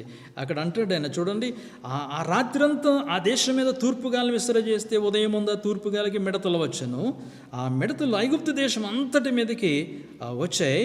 అవి చాలా బాధాకరమైనవి. అవి దేశం అంతటి మీదకి వచ్చి సమస్త ప్రాంతాలని కూడా నిలిచిపోయి దాన్ని అంతా కూడా కప్పేసి అలాంటి ఇంత ముందు ఇప్పుడు కూడా లేవు అని చెప్పాడు. ఏదన్నా ఆహారం అంతా పాడు చేయడానికి పంపించబడిన ఆ మిడతల్లో తూర్పుగాలి విసరగా. మరి ఎప్పుడైతే ఆ కింద చూస్తే 16వ వచనంలో, కాబట్టి ఫరో మోషే ఆహారం త్వరగా పిలిపించాడు. అయ్యా, ఈ మిడతలు బాధ మేము పడలేకపోతున్నాం. ఎక్కడ చూస్తే అక్కడ, ఇంట్లో, బెడ్రూమ్లో, మరి వంటగదిలో, ఆ పొలంలో, పెరట్లో, రోడ్ల మీద ఎక్కడ చూస్తే అక్కడే ఈ భయంకరమైనటువంటి మిడతలు, ఈ బాధ శ్రమ మేము భరించలేకపోతున్నాం. ఆహారం అంతా తినేసి మా దేశంలో పచ్చదనం అంతా కూడా లేకుండా నాశనం అయిపోయింది. కాబట్టి నేను మీ దేవుడిని యెహోవా ఎడల మీ ఎడల పాపము చేసి తిని. ఫరో అంటున్నాడు, అయ్యా, మీ దేవుడిని యెహోవా పట్ల మీ పట్ల నేను పాపం చేశాను. మీరు దయచేసి ఈసారి మాత్రమే నా పాపమును క్షమించి నా మీద నుండి ఈ చావు మాత్రము తొలగించుమని మీ దేవుడిని యెహోవాను వేడుకొనుడి అని మొరపెట్టుకున్నాడు. దేవునికి స్తోత్రం కలుగునుగాక. ఫరో అక్కడ అడుగుతున్నాడు, అయ్యా మోషే, ఆహారం దైవజనులరా, ఇదిగో మీ దేవుడిని యెహోవా ఎడల మీ ఎడల నేను పాపం చేశాను, అందుగురించి మాకు శిక్ష. కాబట్టి దయచేసి ఈ చావు నుండి మమ్మల్ని విడిపించడానికి మీ దేవుడిని యెహోవాను వేడుకొనండి, మీ దేవుడిని యెహోవాకు ప్రార్థన చేయండి, నేను పాపం చేశానని ఫరో ఐగుప్తు రాజు అక్కడ మొరపెట్టుకుంటూ ఉన్నాడు. అప్పుడు చూస్తే 18వ వచనంలో, అతడు ఫరో యొద్ద నుండి బయలు వెళ్ళి యెహోవాను వేడుకొనెను. అప్పుడు యెహోవా గాలిని త్రిప్పి మహాబలమైన పడమటి గాలిని విసరజేయగా అది ఆ మిడతలను కొంచెం పోయి ఎర్ర సముద్రములో పడవేశాను. దేవునికి స్తోత్రం. గమనించండి, దేవుడు ఏం చేశాడట, ఆ గాలిని త్రిప్పి, అంటే అంతవరకు ఆ రాత్రి అంతా తూర్పు గాలి విసిరింది. ఎప్పుడైతే తూర్పు గాలి విసిరిందో ఈ భయంకర మిడతలు వచ్చేసి ఐగుప్తు దేశం అంతటిని కూడా అల్లుముకున్నాయి. ఇప్పుడు నష్టం, కష్టం, బాధ, శ్రమ భరించలేని పరిస్థితుల్లో ఫరో వచ్చి నమస్కారం చేశాడు. మీ దేవుని పట్ల మీ పట్ల ఇదిగో నేను ఘోరమైన పాపం చేశాను, దయచేసి ఈ మట్టుకు క్షమించి ఈ పాపము నుండి విడిపించబడేట, ఈ మరణం నుంచి తప్పించబడేటట్లు ఇదిగో మీ దేవునికి ప్రార్థన చేయండి. మోషే వెళ్ళి ఆ మాట విని దేవునికి మొరపెడితే దేవుడు ఏం చేశాడట, ఆ రాత్రి గాలిని త్రిప్పాడట. దేవునికి స్తోత్రం. చెప్పండి సరి, ఈ కాలచక్రం ఎవరి చేతుల్లో ఉందో తెలిసినా, నువ్వు రకరకాల కథలు చదువుకుంటున్నావు, పలానా ఆయన చెప్పాడు ఇప్పుడు, అందుకే ఇవన్నీ జరుగుతున్నాయి, పలానా ఆయన చెప్పాడు అందుకే ఇలాంటివి జరుగుతున్నాయి అని పుక్కుడు పురాణాల కథలు చెప్తున్నావు. సజీవమైనటువంటి దేవునికి వాక్యం పరిశుద్ధ గ్రంథం బైబిల్ చెప్తుంది. ఈ రోజున కాలగతులు దేవుని చేతుల్లో ఉన్నాయి. ఆయన తూర్పుగాలి పంపిస్తే భయంకర మిడతలు వచ్చి ఐగుప్తు దేశం మీదకి. ఇప్పుడు పశ్చాత్తాపడు మొరపెట్టుకుంటే దేవుడు ఏం చేశాడట? గాలిని త్రిప్పాడట. దేవునికి స్తోత్రం కలుగునుగాక. దేవుని బిళ్ళారా, ఇది నన్ను మిడతలు పోవాలంటే టపాసులు పేల్చండి, డప్పులు కొట్టండి అని ఈ రైతులకు సూచనలు చెబుతూ ఉన్నారు. మందు పిచికారీ చేయండి, అలాగే పరిసరాలు ఇంటి పెరట్లో మాత్రం ఆ సస్యరక్షణ చర్యలకు మందులు వాడకండి, ప్రమాదం మనుషులకి, పొలాల్లో అది చేయండి అని రకరకాల సూచనలు. దేవుని సన్నిధిలో దేవుని బిడ్డలారా గమనించండి. ఆస్ట్రేలియా అధ్యక్షుడైతే ఒక జోక్ వేశాడు దేని విషయంలో, ఈ మిడతల గురించి ఎవరు కూడా భయపడకండి, ఇదిగో నువ్వు దొరికినట్టుగా వాటిని తెచ్చుకుని ఫ్రై చేసుకు తినేస్తే మిడతలు మనకు ఆహారంగా ఉపయోగపడితే మిడతల బెడద కూడా తొలగిపోద్ది అన్నాడు ఆయన. దేవునికి స్తోత్రం కలుగునుగాక. అదేంటండి మిడతలు తింటారంటే, అవును బైబిల్ గ్రంథంలో మిడతలు తిన్నాయన్నాడు. అక్కడ 4వ అధ్యాయంలో మత్తయి సువార్తలో చూసినట్లయితే ఒక మాట మీకు జ్ఞాపకం చేస్తాను చూడండి. ఇది మత్తయి సువార్తలో 4వ అధ్యాయంలో అక్కడ బాప్తిస్మ ఇచ్చేటువంటి యోహాను గారు ఉంటారు. 3వ అధ్యాయంలో, క్షమించండి, మత్తయి సువార్త 3వ అధ్యాయం 1 నుంచి చూస్తే, ఆ దినముల యందు బాప్తిస్మ ఇచ్చి యోహాను వచ్చి పరలోక రాజ్యం సమీపించినది, మారు మనసు పొందినని యోదయారణ్యములో ప్రకటిస్తూ ఉన్నాడు. ప్రభు మార్గం సిద్ధపరచండి, ఆయన త్రోవలు సరళం చేయండి, అరణ్యములో కేకలు వేయవని ఒకని శబ్దమని ప్రవక్తని యెషయా ద్వారా చెప్పబడిన వాడితడే ఈ యోహాను. ఒంటె రోమముల వస్త్రమును మొల చుట్టూ తోలిదట్టియు ధరించుకునివాడు, మిడతలను అడవి తేనెయు అతనికి ఆహారము. ఏంటట ఆహారం? మిడతలు, అడవి తేనె. చిచ్చిచి మిడతలు తిన్నాడండి యోహాను గారు. అవును, నువ్వు పచ్చిరొయ్యలు ఫ్రై చేసుకుని చాలా హ్యాపీగా తింటూ ఉంటావు కదా. పచ్చిరొయ్య అంటే మరి ఇతర దేశస్తులు కొన్నిసార్లు చూస్తే ఒక పురుగులాగా కనపడుద్ది. అది నీకు ఎంతో ఇష్టమైంది. పీతలు తెచ్చుకుని బాగా వండుకుంటాం, గుడ్డుపీటలు అంటే మరీ ఇష్టంగా.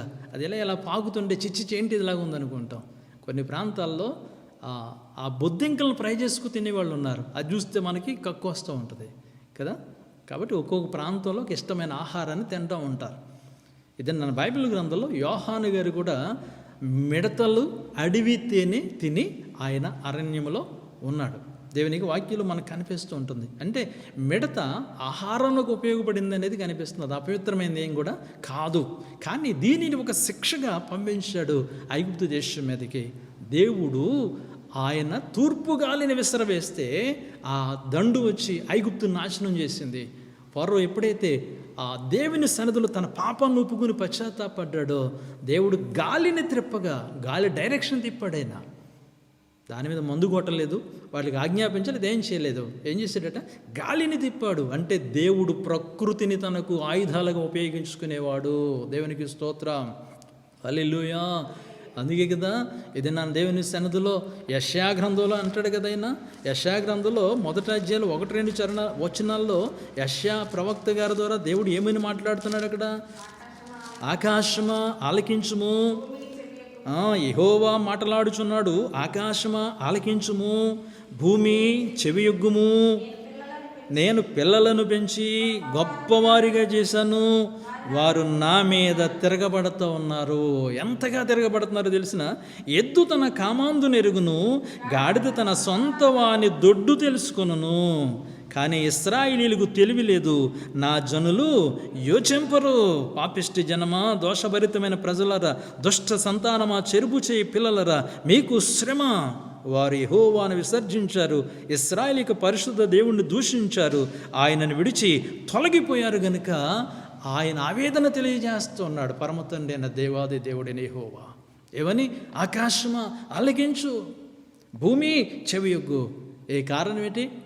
ఈ భూమండలం మీద ఉన్న సమస్త మానవ జాతి దేవుని యొక్క మాటకు లోపడకుండా దేవుని మీద తిరుగుబాటు చేస్తున్నారని దేవునికి వాక్యం చెబుతుంది.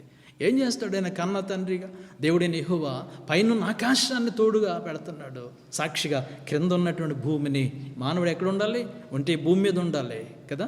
లేకపోతే ఇది నన్ను చాలామంది చంద్రమండలంలోకి వెళ్ళిపోవటానికి నిన్నగాక మొన్న ర్యాకెట్లు ప్రయోగించారు అమెరికా నుంచి, ప్రైవేట్ సంస్థ ఒకటి. దేవునికి స్తోత్రం కలుగును గాక. అంటే ఈ భూమండలం అంతా విపత్తుతో నాశనం అయిపోయి దినం ఆసన్నమైంది కాబట్టి ఏదో ఒక దినాన్ని భూమి భస్మీపటలం అయిపోద్ది కనుక ధనవంతులు, మిలియనియర్స్, కోటీశ్వర్లు అందరూ కూడా ఆ చంద్రమండలంలోకి వెళ్ళిపోయి అంగారక గ్రహం మీద ఇల్లులు కట్టుకుని అక్కడ ఉండిపోవాలి. ఈ సామాన్యమైనటువంటి బక్కా బడుగు పేదోళ్ళందరూ చచ్చిపోతారు. మనం మాత్రం ఉట్టుకట్టుకుని ఆకాశంలో చంద్రమండలం మీద హ్యాపీగా ఉండాలి. ఈ భూమిని అంతా తగలెట్టేశారు కదా, ఈ భూమిని అంతా పాడు చేసేసారు కదా, ఇంకెక్కడ కూడా వెళ్ళిపోయి ఏదో సాధించాలని ఒక 2-3 రోజుల కిందటే మనం చూస్తే అమెరికా నుంచి ఒక ప్రైవేటు సంస్థ, ఎంతవరకు అమెరికా నాసా సంస్థలు పంపించాయి. ఇప్పుడు 2 వ్యోమగాముల్ని ఆ ర్యాకెట్లు పంపించారు. ఏంటి ప్రణాళికలు అంటే ఈ భూమి అంతా భస్మీపటలమైతే ఒక రోజున. ఇప్పుడు తెలుసుకున్నాడు మానవుడు. కానీ ఆ మొదటి శతాబ్దంలోనే పేతురు గారు, క్రీస్తు శకము 60లోనే పేతురు గారు రాసిన పత్రిక ఉన్నాడు. ఇప్పుడున్నటువంటి భూమి ఆకాశము అగ్ని గంధకముల చేత లయమైపోవటానికి కనిపెడుతుంది. పంచభూతములు మహావేండ్రంతో లయమైపోతాయి. మరి పంచభూతాలంటే అందులో ఆకాశం లేదా, అందులో నవగ్రహాలు లేవా, ఈ భూమి చుట్టూ సూర్యుడు ఆ గ్రహాలన్నీ తిరుగుతున్నటువంటి ఈ నక్షత్ర మండలం లేదా, అవన్నీ కూడా కుప్పగూలిపోతాక తిన్నా. కానీ వెర్రి మానవుడికి అర్థం కావట్లేదు. అక్కడికి వెళ్ళిపోతే హ్యాపీగా ఉంటాం. మన ధనవంతులం, కోటీశ్వరులం కనుక ఈ పేదవాళ్ళందరూ కూడా ఇలాంటి కరోనా వచ్చో, ఇంకొకటి వచ్చో, కరువు వచ్చో, మిడతలు వచ్చో, ఇంకోటి వచ్చో చచ్చిపోతారు. కానీ మనకు మాత్రం చావు లేదు. మనం మన వంశాలు ఎప్పటికీ కోటీశ్వరులాగే ఈ భూమండలాన్ని ఏలుకుంటూ ఉండాలని చంద్రమండలంలోకి వెళ్ళిపోతున్నారు. ఉపజయ గ్రంథాలు ఏమన్నాడు, నీవు ఆకాశమునికి ఎక్కిపోయి నక్షత్రాలు నువ్వు గూడు కట్టుకున్న అక్కడి నుంచి నేను క్రిందకి తోసేస్తాను అన్నాడు ఆయన. రిఫరెన్స్ అని తీర్చాల్సిన టైం లేదు, కానీ మీకు చెబుతూ ఉన్నాను జాగ్రత్త. దేవుని సన్నిధిలో దేవుని బిడ్డలారా, అందుకే దేవుడు అంటే ఆకాశము ఆలకించు, భూమి చెవియొగ్గు. ఈ భూమండలాన్ని మానవునికి ఇచ్చాను. యెషయా గ్రంథంలో అంటాడు, మానవునికి నివాస యోగ్యమైన దానిగా ఈ భూమిని ఇచ్చాను. మానవుడికి కావలసినటువంటి ఆహార వసతులు, వనరులు అన్నీ కూడా భూమి మీద ఉన్నాయి, భూమి లోపల ఉన్నాయి. ఈ మానవుని తెలివినిచ్చి, దేవుడు జ్ఞానాన్ని ఇచ్చి, భూముల్లో ఉండే బంగారం మొదలుకొని, పెట్రోల్ మొదలుకొని, భూమి పైన పండించేటువంటి ఆ యొక్క ఆహార పదార్థాలను తింటూ అనేక సుఖాలు అనుభవిస్తూ, దేవుడిచ్చినటువంటి ఇక సృష్టిలో ఇవన్నీ అనుభవిస్తూ అవి ఇచ్చినటువంటి దేవాదేవుణ్ణి మర్చిపోయి ఆయన మీద తిరుగుబాటు చేస్తుంటే, దేవాది దేవుడు యెషయా ప్రవక్త ద్వారా తన ఆవేదన వెలుబుచ్చాడు. ఆకాశమ ఆలకించు, భూమి చెవియొగ్గు. నేను పిల్లలను పెంచి గొప్పవారిగా చేస్తే వారు నా మీద తిరగబడ్డారు. ఇశ్రాయేలు ప్రజల గురించి ఆయన మాట్లాడుతున్నాడు. ఎద్దు తన కామాందు నెరుగును, గాడిద తన సొంత దొడ్డెక్కడో తెలుసు, కానీ నా ప్రజలకు తెలివి లేదు. వారు నా మీదే తిరుగుబాటు చేసి నన్ను విడిచి దూరంగా వెళ్ళిపోతున్నారు. ఎంత దూరం వెళ్ళిపోతాం దేవుని విడిచిపెట్టి రోజున? చాలా జాగ్రత్త. ఎంత దూరం వెళ్ళిపోగలం మనం దేవుని విడిచిపెట్టి? ఆయన ప్రకృతిని తనకు సాధనాలుగా, ఆయుధాలుగా ఆయన వాడుకుంటున్నటువంటి దేవుడు. ఈ ప్రకృతిలో సమస్తం కూడా ఆయన మాట వింటున్నాయి. దేవుని సన్నిధిలో దేవుని బిడ్డలారా, ఆయన గాలిని త్రిప్పగా పడమటి గాలి ఏమొచ్చిందట? వాక్య భాగంలోకి వస్తే నిర్గమకాండంలో 10వ అధ్యాయంలో మనం చూస్తే 19వ వచనంలో, అప్పుడు యెహోవా గాలిని త్రిప్పి మహాబలమైన పడమటి గాలిని విసరజేయగా అది ఆ మిడతలను కొంచెపోయి ఎర్ర సముద్రంలో పడవేశాను. ఐగుప్తు సమస్త ప్రాంతంలో ఒక్క మిడతైనా నిలువలేదు. వారి నుంచి వచ్చిన శ్రమ దేవుడు దేని ద్వారా తొలగించాడు తెలిసిన? ఆయన ఒక ఆజ్ఞ ఇచ్చాడు గాలికి. తూర్పు గాలి ఆగిపోయింది, పడమటి గాలి వేసింది. ఏమండి, తూర్పు గాలి అనేది జీవరాశులకి, పంటలకు, పొలాలకు, మానవులకి అందరికీ కూడా జబ్బు అది. ఈ తూర్పు గాలి రాగానే ఉబ్బసం ఉన్న వాళ్ళకి ఆయాసం వచ్చేస్తూ ఉంటుంది. దేవుని బిడ్డలారా, తూర్పు గాలి అనగానే రకరకాల పంటలకు కూడా చీడపట్టేస్తూ ఉంటుంది. పైరుగాలి వేస్తే అది మనుషులకు, పంటలకు, పొలాలకు కూడా చాలా ఆరోగ్యదాయకమైంది. ఇప్పుడు చూడండి, దేవుడు దేన్ని ఉపయోగించాడు? సాధారణంగా ఆ పడమటి గాలిని వీచిగా ఆ మిడతలన్నీ కూడా పోయి ఆ సముద్రంలో పడిపోయి నాశనం అయిపోయాయి. సరే, ఎంత విపత్తు నుంచి దేవుడు తప్పిస్తే అతనికి ఏమన్నా మారు మనసు వచ్చిందా? చూడండి ఒకసారి 19వ వచనం, ఐగుప్తు సమస్త ప్రాంతములకు మిడతైన నిలువలేదు, అయినను యెహోవా ఫరో హృదయమును కఠినపరచుడగిన అతడు ఇశ్రాయేలీయులను పోనీయడాయను. ఇంకా ఫరో హృదయంలో ఆపద తీరిపోయిన వెంటనే, ఆపదన్నని చెప్పు దేవుడు అయ్యా దైవజనుడు మోషే, ఆహారాలు మాకొరు ప్రార్థన చేయండి, తప్పు చేసాం, పాపం చేసాం అన్నారు. ఆ విపత్తు తీరిపోయిన తర్వాత శరామామూలే తిరిగి మళ్ళా దేవునికి వ్యతిరేకంగా జీవిస్తూ వచ్చారు. దేవుని పిల్లరా, అందుకే ఐగుప్తులో ఇదొక శిక్షగా దేవుడు పంపించినట్లు మనం చూస్తూ ఉంటున్నాం. చూడండి, ఆ ద్వితీయోపదేశకాండ 28వ అధ్యాయంలో 38వ వచనంలో దేవుని పిల్లలు దేవుని మాట వింటే కలిగే ఆశీర్వాదాల గురించి చెప్పాడు. దేవుని ప్రజలు దేవుని మాట వినకుండా ఉంటే వారికి వచ్చేటువంటి విపత్తుల గురించి కూడా ద్వితీయోపదేశకాండలో ఇశ్రాయేలు ప్రజలకు ఆయన ఆజ్ఞాపించిన మాటలు అక్కడ మనకు కనపడుతుంటున్నాయి. ఇశ్రాయేలు ప్రజలతో ఆయన ఆజ్ఞాపించిన మాటలు మనం చూస్తే అక్కడ 28వ అధ్యాయం 38వ వచనంలో ఈ మాట మనకు కనిపిస్తూ ఉంటుంది. విస్తారమైన విత్తనములు పొలములోనికి తీసుకొని పోయి కొంచెమే ఇంటికి తెచ్చుకుంటావు, ఎలాగనగా మిడతలు దానిని తినివేయను. ద్రాక్ష తోటలను నీవు నాటి బాగు చేయదువు, ఆ ద్రాక్ష రసాన్ని మాత్రం నువ్వు త్రాగవు.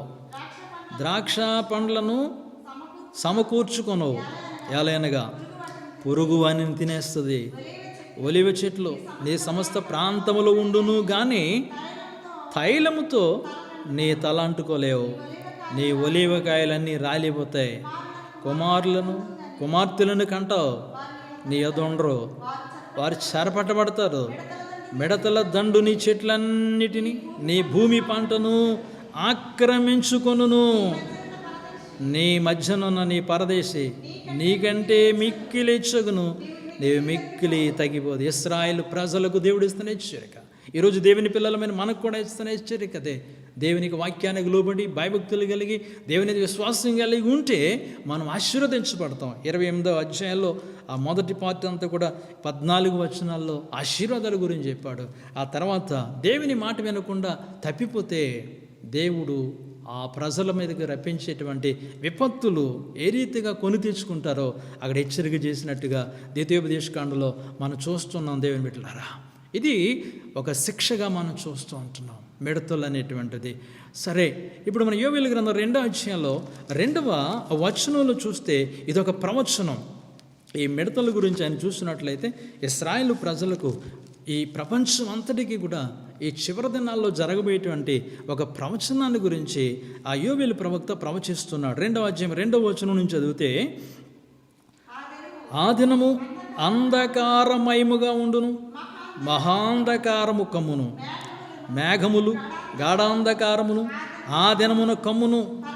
పర్వతము మీద ఉదయ కాంతి కనబడునట్లు అవి కనబడుచున్నవి. అవి బలమైన ఒక గొప్ప సమూహము. ఎంతకు ముందు అవి పుట్టలేదు, ఇక మీదట తరతరములకు అవి పుట్టవు. వాటి ముందర అగ్ని మండుచుంది, వాటి వెనుక మంట కాల్చుచున్నది. అవి రాక మునుపు భూమి ఏదేను వనమూలే ఉంది. అవి వచ్చి పోయిన తరువాత తప్పించుకొనినదేదియు విడవబడక భూమి ఎడారి వలె పాడైపోయింది. ఎంత స్పష్టంగా దేవుడు ఇశ్రాయేలు ప్రజలకు ప్రవచన రీతిగా ఈ అంచెదనాలు ఉండే మనకు తెలియచేస్తున్న మాటలు ఈ 2వ అధ్యాయంలో యోవేలు గారి ద్వారా మాట్లాడుతున్నాయి. అక్కడ ఏముందట, ముందు ఏదైనా తోటల వల్లే పచ్చగా ఉండేటువంటి పరిస్థితి అవి వచ్చిన తర్వాత ఎడారి వల్లే మారిపోద్ది. 4వ వచనం, వాటి రూపములు గుర్రముల రూపము వంటివి, రౌతుల వలె అవి పరిగెడుతూ ఉన్నాయి. ఏంటివి? ఇవేంటి? ఇవన్నీ కూడా దేవుడు పంపించేటువంటి ఈ దినాన్న నీవు నేను భయపడుతున్నటువంటి ఏ మిడతల గురించి అయితే చెప్పుకుంటున్నావో ప్రవచన రీతిగా దేవుడు ప్రకటన గ్రంథంలో జరగబోయేటువంటి ఆ దుర్భరమైన పరిస్థితుల గురించి ఇక్కడ మనకు కనిపిస్తూ ఉంటుంది.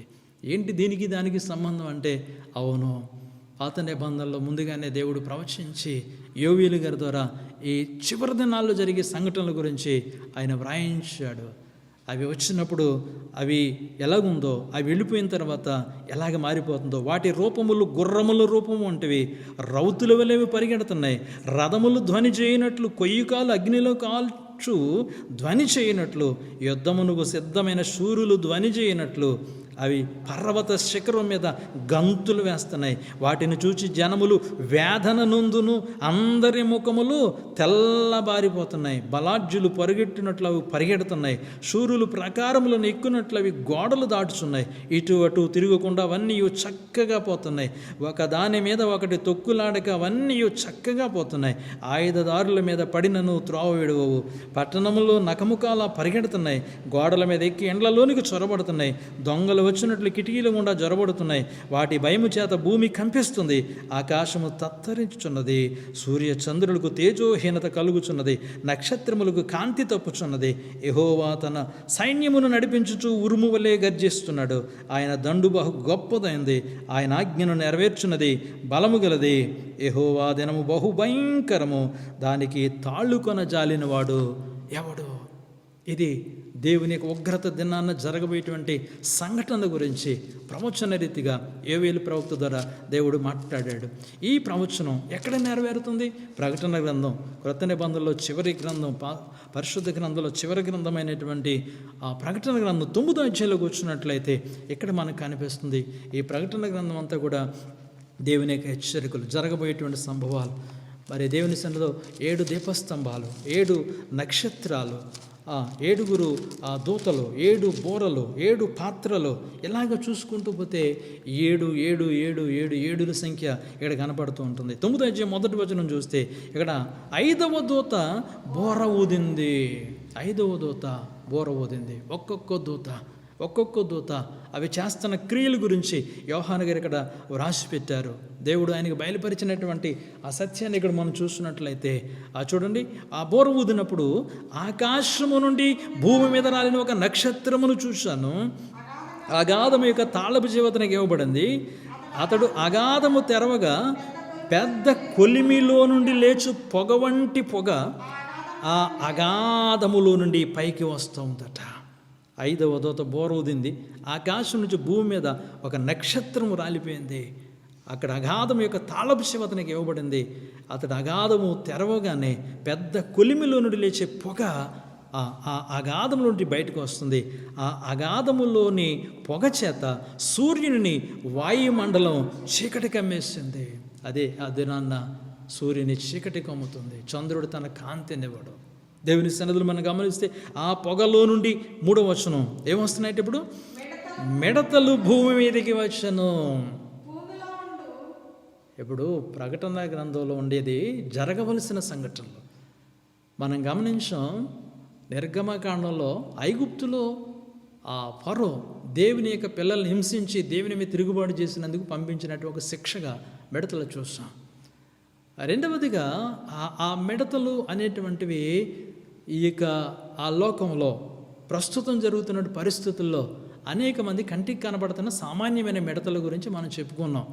అయితే ఈ మిడతల యొక్క పరిస్థితి గురించి చూస్తే బైబిల్ గ్రంథంలో మనకు కనిపిస్తున్నది ఏంటంటే అది శిక్ష అయితే ఈ చివరి దినాల్లో కూడా జరగబోయేది కూడా దేవుని యొక్క శిక్షే, దేవుని యొక్క ఉగ్రతే. ఎందుకో తెలిసిన దేవుడు నీవు సరిగా ఉంటే ఈ తెగుళ్ళు కానీ మిడతలు కానీ ఇవి నీ మీదకి రాకుండా నువ్వు క్షేమంగా ఉంటావని చెప్పాడు. అయితే నీవు దేవుని యొక్క వాక్యాన్ని విరుద్ధంగా తప్పిపోయినట్లయితే ఇవన్నీ కూడా నీ మీదకి వస్తాయి. నీవు భయభ్రాంతులతో లయమవుతావని హెచ్చరిక చేశాడు ఇశ్రాయేలు అనే దేవుని పిల్లలకు. ఈ రోజున మనకు కూడా అదే మాట చెప్తున్నాడు. అందుకే ఇది ఒక శిక్షగా ప్రకటన గ్రంథంలో కూడా యోవేలు గ్రంథంలో రాయబడిన ప్రవచన నెరవేర్పుగా మనం చూస్తే ఇప్పుడు పొగలో నుండి మిడతలు భూమి మీదకి వచ్చాయట. ఇవే మిడతలు ఇప్పుడు పాకిస్తాన్ మీదుగా మన గుజరాత్, ఉత్తరప్రదేశ్, ఇలాగ తెలంగాణ, లేకపోతే మహారాష్ట్ర మీదుగా ఇలాగ తెలంగాణ ఈ వచ్చేటువంటి మిడతల గురించి చెప్పుకుంటున్నారు. మంచిదే. ఈ మిడతల గురించి ఎంత బాధ, భయము, కష్టం, నష్టంగా చెప్పుకుంటే ప్రకటన గ్రంథంలో మిడతలు రాబోతున్నాయి. ఇవి చివరి మిడతలు ఇవి. అందుకే అలాంటివి మీదట ఉండబోవని చెప్పబడుతుంది. ఈరోజు చూడండి అక్కడ ఎలాంటివి ఆ మిడతలు భూమి మీదకి వచ్చాయి. భూమిలో ఉండు తేళ్లకు బలం ఉన్నట్టు వాటికి బలమేయబడెను. ఈ మిడతలు చాలా విచిత్రంగా ఉన్నాయి. ఏంటో తెలిసిన భూమి మీద తేళ్లు తెలుసు కదా నీకు, జెర్రులు, పాములు, తేళ్లు తెలుసు కదా. ఆ తేలు ఉంటుంది, దానికి ఒక తోక ఉంటుంది, చివరిన చిన్న ఆ ముళ్ళు కొండి ఉంటుంది. అది ఎటు వస్తుందో ఎప్పుడు పొడిచేద్దో తెలియదు, బాధ కలుగుతూ ఉంటుంది. చిన్న తేలు కొన్ని గంటల వరకు అది పోదు. దేవుని బిడ్డలారా, ఇక్కడ ఏం కలుగుతుందట, ఆ పొగలో నుండి మిడతల భూమి మీదకి వచ్చాయి, భూమిలో ఉండు తేళ్లకు బలం ఉన్నట్టు వాటికి బలం ఇవ్వబడిను. ఇప్పుడు ఆ మిడతలు, ప్రకటన గ్రంథంలో ఉన్న మిడతలకు ఏమి ఇవ్వబడింది? తేలుకు ఉండేటువంటి బలం ఇవ్వబడిందట. ఇదేంటి తేలి ఎంత బలమైంది? అది చాలా చిన్నదిగా ఇలా కనబడి చెబుతూ చంపేస్తూ ఉంటాం. అది కానీ చూడకుండా మనల్ని కుట్టిందంటే మాత్రం కొన్ని గంటల బాధ ఆ కొండెముల నుండి విషంతో. ఒకసారి జ్ఞాపకం చేసుకుని ఎప్పుడైనా తేలి కుట్టిందా? నన్ను ఒకసారి తేలి కుట్టింది. నేను చిన్నప్పుడు చదువుకుంటూ 3వ తరగతి చదువుతుంటే మా గ్రామంలో పెద్దవారిపాడులో దేవుని మందిరం కడుతున్నారు, దేవాలయం. అక్కడ ఇంటర్వ్యూల్లో వెళ్ళి పిల్లలందరూ కూడా ఇటుకలు అందిస్తున్నాం. ఆ ఇటుకలు దేవుని మందిరం దగ్గర అందిస్తూ ఉంటే అందులో ఏది కుట్టేసింది. ఒక్కసారి చేతి వేలు మీద కొడితే అది చేయి పైకంటే కూడా బాధ, మంట, ఇంకా వర్ణించలేనటువంటి బాధ. అప్పుడు అది ఏంటి కుట్టిందని గవో ఇటుకలైనా తిరిగేస్తే అందులో ఎర్రగా చిన్న తేలి పిల్లది. వెంటనే దాన్ని కొట్టి చంపేశారు. అప్పుడు మా స్కూల్ మాస్టర్ ఆనందరాయ గారు కీర్తిశేషులు అక్కడికి వెళ్ళి ఇలా కుట్టేసిన తేలని చెప్తే ఆయన చేపట్టుకుని ఇలాగా ప్రార్థన చేశారు. దేవుని బిడ్డలారా, ఆ బాధ తొలగిపోయింది. దేవుని సన్నిధిలో మరి ఒకసారి మనం జ్ఞాపకం చేసుకుంటే ఒక చిన్న తేలు కుడితేనే మనకంత బాధ భరించలేం కదా. దాన్ని చిన్నదాన్ని ఒక దెబ్బ కొట్టి చంపేస్తాం. కానీ ఒక దినం రాబోతుంది, ఆ దినాన్న తేలుకుండేటువంటి ఆ విషము ఆ మిడతల యొక్క తోకలో ఉంది. దాని వర్ణన అంతా చూసావు కదా. అంత భయంకర ఆకారం నుండి ఆ తేలు నీ బిడ్డను కుట్టిందనుకో, అమ్మ ఏదో కుట్టేసిందని వాడి గిలగిలా కొట్టుకుంటూ ఏడుస్తూ ఉంటాడు. అరే ఏం కుట్టిందని చెప్పేసి గబగబా చూసి లోపుగా తల్లిగా నిన్ను కుట్టేస్తుంది. నిన్ను కుట్టేస్తే అయ్యో నన్ను కుట్టేసిందని ఆ బిడ్డను ఆదర్చలేక నువ్వు సముదాయించుకోలేక మీరిద్దరు ఉంటే నీ భర్త పరిగెట్టి వస్తూ ఉంటాడు. ఈ లోపుగా ఏమైందంటే భర్తను కుట్టేస్తుంది. ఏంటిది చూస్తే ఈ పెద్ద ఆకారంలో గుర్రాల పూలు ఉన్నటువంటి ఆ భయంకర మిడతలు ఒకరిని విడిచి ఒకరిని అందరినీ కొడుతుంటే ఇంకెవరి బాధ ఎవరితో చెప్పుకోలేకుండా అరే డాక్టర్ దగ్గరికి వెళ్ళిపోదాం ఇలా తెగించి డాక్టర్ దగ్గరికి పరిగెడితే డాక్టర్ గారిని కూడా కుడిస్తుంటుంది. అప్పటికి ఆ డాక్టర్ గారు దొర్లు ఏడుస్తూ ఉంటాడు. డాక్టర్ గారికి కుట్టేస్తే దొర్లు ఏడుస్తుంటే ఇంక నీకు మందే వేస్తాడు. అది మందుకు తగ్గేటువంటి బాధ కాదు, 5 నెలల బాధ వర్ణిస్తూ ఉంటే దేవుని బిడ్డ, నీ బిడ్డ కన్నబిడ్డలు మన కళ్ళెదిటే ఏదైనా చిన్న దెబ్బ తగిలితే, చిన్న బాధ కలిగితే తట్టుకోలేం కదా. ప్రాణం అల్లాడిపోతూ ఉంటుంది. అయ్యో ఈ బిడ్డకి ఎలా జరిగింది. దావీదంతటి భక్తుడే అల్లాడిపోయాడు. అయ్యో నా కుమారుడు అబ్షాలోమా, నీకు బదులుగా నేను చచ్చిపోయి ఉంటే ఎంత బాగుండేదని ఆ పోగొట్టుకున్న కుమారుడు విషయంలో అల్లాడిపోయి తల్లడిల్లిపోయాడు దేవుని మీద. ఈ రోజున కన్న తల్లిదండ్రులుగా మన పిల్లలకి ఏదైనా చిన్న ప్రమాదం కలిగితే, బాధ కలిగితే, వ్యాధి కలిగితే అన్నం సహించదు కదా, కంటి మీద కునుకు పట్టదు. ఏంటి బాధ, ఏంటి రోగం అని చెప్పేసి ఆ దినాన్న ఎవరికి చెప్పుకోలేనటువంటి భయంకరమైనటువంటి శ్రమ రాబోచున్నది. అందుగురించి ఏదన్నా ఒక తల్లిగా ఒక తండ్రిగా నీ పిల్లల కొరకు అల్లాడిపోయేటువంటి మన హృదయాలు ఆ రోజున తల్లి పిల్ల లేదు ఎవరిని విడిచిపెట్టకుండా, ఎవరికైతే నొసట మీద దేవుని ముద్ర లేదో వారిని బాధించడానికి వాటికి అధికారం ఇవ్వబడినప్పుడు అవి కొడుతుంటే ఆ బాధ వర్ణనాతీతం, ఎవడు వాదాచేవాడు ఉండడు. దేవుని బిడ్డ, అందుకే దేవుడు ఈ రోజున ఒక హెచ్చరికగా మనకి ఇస్తున్నటువంటి మాటలు మనం జ్ఞాపకం చేసుకొని రానున్నటువంటి విపత్తులు తప్పించుకోవటానికి ఒక మెలకువ, జాగ్రత్త, సిద్ధపాటు కలిగి మనం ఉండాలని ప్రభు సన్నిధిలో ఈ మాటలు మనకు తెలియజేస్తూ ఉంటున్నాయి. అయితే ఇక్కడ మనం చూస్తే దీనికి ఈ మిడతలకు తేలుకుండేటువంటి బలం ఇవ్వబడింది, మరియు నొసళ్ళ యందు దేవుని ముద్ర లేని మనుషులకే తప్ప భూమి పైనున్న గడ్డికైనా, ఏ మొక్కలకైనా, ఏ వృక్షమునకైనా హాని చేయకూడదని వాటికి ఆజ్ఞ ఇవ్వబడింది. ఇప్పుడు ప్రస్తుతం ఉన్న మిడతలు కానీ, ఐగుప్తు దేశంలో ఉన్న మిడతలు కానీ చూస్తే అవి కేవలము పచ్చని పంట పొలాలు, ఏదేని వల్ల పచ్చగా ఉండేటువంటి పంట పొలాలని తినేసి ఆ బీడు భూములుగా, అరణ్యంగా, ఎడారిగా మార్చేసినట్లు చూస్తాం. దానివల్ల మనుషులకి ఎక్కడ కూడా నష్టం కలిగినట్టుగా మనకు కనిపించట్లేదు. అందుకే కదా ఆ బాధ భరించలేక ఆ మిడతలు ఎక్కడ పెడితే అక్కడ ఉంటే అసహ్యంగా పంటలన్నీ తినేస్తుంటే ఆ ఫరో ఆ ఏడ్చి దేవునికి సన్నిధిలో మొరపెట్టాడు. కానీ అవి మనుషులకి హాని చేయలేదు, కానీ పంట పొలాలకు, ఆహారం, పచ్చని పైర్లకి నష్టం చేసాయి. కానీ ఇప్పుడు ప్రకటన గ్రంథంలో ఉన్నటువంటి ఈ మిడతలు ఏం చేస్తున్నాయి తెలిసిన, మరియు నొసళ్ళ యందు దేవుని ముద్ర ఎవరికైతే లేదో ఆ లేని మనుషులకు తప్ప భూమి పైన ఉన్న గడ్డికి కానీ, మొక్కలకు కానీ, వృక్షాలకు కానీ ఎలాంటి హాని చేయకూడదని వాటికి ఆజ్ఞ ఇవ్వబడింది. ఇప్పుడు ప్రకటన గ్రంథంలో రాబోయే మిడతలు ఇవి మొక్కలు తినే మిడతలు కాదు, పచ్చని పైరులు తినే మిడతలు కాదు, చెట్లు ఆకులు తినే మిడతలు కాదు. ఇవి ఎవరిని తింటాయో తెలిసిన, ఎవరి మీద దాడి చేస్తాయో తెలిసిన, ఎవరికైతే నొసటి మీద దేవుని ముద్ర లేదో, ఎవరి నొసటి మీద అయితే దేవునికి రక్షణ శిలువ గుర్తు లేదో, దేవుని దూత చేత దేవుని ముద్ర ఎవరైతే పొందలేదో అట్టి వారికి హాని చేయడానికి వాటికి పర్మిషన్ ఇవ్వబడింది. గమనిస్తున్నావు దేవుని బిడ్డ? మిడతలంటే ఊరికే ఈ రోజున ఎందుకు ఈ వాక్యం చెప్పాలని ప్రేరేపణ కలిగిందంటే, ప్రస్తుతం జరుగుతున్నటువంటి సంఘటనలు దేవునికి వాక్యంతో సరిపోల్చుకుంటే దేవుడు ఎంత నమ్మకమైన వాడో. ఆయన మాట తప్పని దేవుడు. భూమి ఆకాశం గతించిపోవచ్చు కానీ నా మాటలు సున్న కానీ పుల్లు కానీ నిరర్ధకం కాదు. చాలామంది వాట్సాప్లో పెట్టి ఎగరి మిడతలు ఏంటిది పరిస్థితి, ఓ పక్క కరోనా, మరో పక్క రకరకాల జబ్బులు వ్యాధులు ఇలాంటివి ఉంటే ఒక పక్క మళ్ళీ మిడతలు ఏంటి బాధలని అడిగితే ప్రార్థన చేసి ఆలోచన చేస్తాను. మిడతల గురించి దేవునికి వాక్యంలోకి వెళితే ఏంటి చెబుతుంది? ఇదొక శిక్ష ఐగుప్తులో, ఆ తర్వాత యోవేలు గ్రంథంలో అదొక ప్రవచనం, ప్రకటన గ్రంథంలో నెరవేర్పు. ఎవరి మీదట? ఇప్పుడు మొక్కలు పచ్చని పంటలు తినే మిడతలు కాదు, దేవుని యొక్క ముద్ర ఎవరి నొసళ్ళ ఏదైతే లేదో ఆ ముద్రలు లేని మనుషులకు తప్ప భూమిపైన గడ్డికైనా, ఏ మొక్కలకైనా, ఏ వృక్షంకైనా హాని కలగజేయకూడదని దేవుడు వారికి ఆజ్ఞాపించాడు. మరియు వారిని చంపుటకు అధికారం ఇవ్వబడలేదు. అంతేకాదు, వారిని చంపేయడానికి అధికారం లేదా మిడతలకి. తేలుకున్న బలం ఉంది కానీ మనుషులను చంపడానికి దానికి అధికారం ఇవ్వలేదు. మరేం చేశాడు? వాటి వలన కలుగు బాధ తేలు మనుషుని కుట్టినప్పుడు బాధవలే ఉండును. అది కుడితే, ఆ మిడత కుడితే తేలుకుండే బలం ఉంది కదా దానికి. ఇప్పుడు అది కానీ ఒక మనుషుని కుడితే, ఏ మనుషుని కుడుతుంది? ఏ మనిషికైతే నొసట మీద దేవుని ముద్ర లేదో, ఎవరు రక్షణ పొందలేదో, ఎవరు యేసు రక్షకుడు దేవుడిని నమ్మి బాప్తిస్వం పొందలేదో అట్టి వారిని కుట్టడానికి వారికి పర్మిషన్ ఇవ్వబడ్డాయి. నా మాటలు కదా, ప్రకటన గ్రంథంలో రాయబడిన మాటలు చెప్తున్నాను నేను. ఇప్పుడు ఆ బాధ ఎలా ఉంటుందట? తేలు కుడితే ఎలాంటి బాధ ఉంటుందో అలాంటి బాధ ఇప్పుడున్న ఈ తేలు కుడితే కొన్ని గంటలు నువ్వు వెళ్ళి ఏ డాక్టర్ గారి దగ్గర ఇంజెక్షన్ చేయించుకుంటే అది తగ్గిపోతూ ఉంటుంది. దేవుని సన్నిధిలో దేవుని బిడ్డలారా, కానీ ఇక్కడ కుట్టే బాధ ఆ దినములలో ఎంతకాలం ఉంటుందట? ఆ బాధ చూడండి, అక్కడ 5 నెలలు. ఈ బాధ ఎంతకాలం? 5 నెలలు. ఈ బాధ 5 నెలలు. ఎంత బాధో ఆలోచించండి. సరే, ఈ బాధ భరించలేక అరే ఎందుకు వచ్చిన బ్రతుకు? ఇప్పుడు చాలాసార్లు చూడండి, భర్త తిట్టాడనో, భర్త కుట్టాడనో, లేకపోతే ఇంకొకటనో, లేకపోతే ప్రేమించినోడు మోసం చేశాడనో, లేకపోతే రకరకాలుగా అప్పుల్లో మునిగిపోయిననో ఆత్మహత్య చేసుకు చచ్చిపోతున్నారు కదా. అనుకుంటున్నామంత ఆత్మహత్య అని. ఆత్మను చంపడాడు ఎవడు కూడా.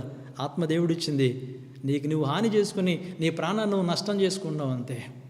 దేవుని పిల్లరా, ఇది నాన్న దేవుని సన్నిధిలో ఆ దినాన్న చచ్చిపోతే మంచిది, బాధ భరించలేవని చావు కొరకు వెతికిలాడుతూ ఉంటారట. ఇప్పుడంటే చావు అంటే ఎంత భయమో, బాబు వైరస్ వచ్చేస్తుందేమో, జబ్బు వస్తుందేమో, అదే వద్దు ఇది భయం ఇప్పుడు. కానీ ఆ రోజున మనుషులు చచ్చిపోవటానికి వెతుకుతారంట.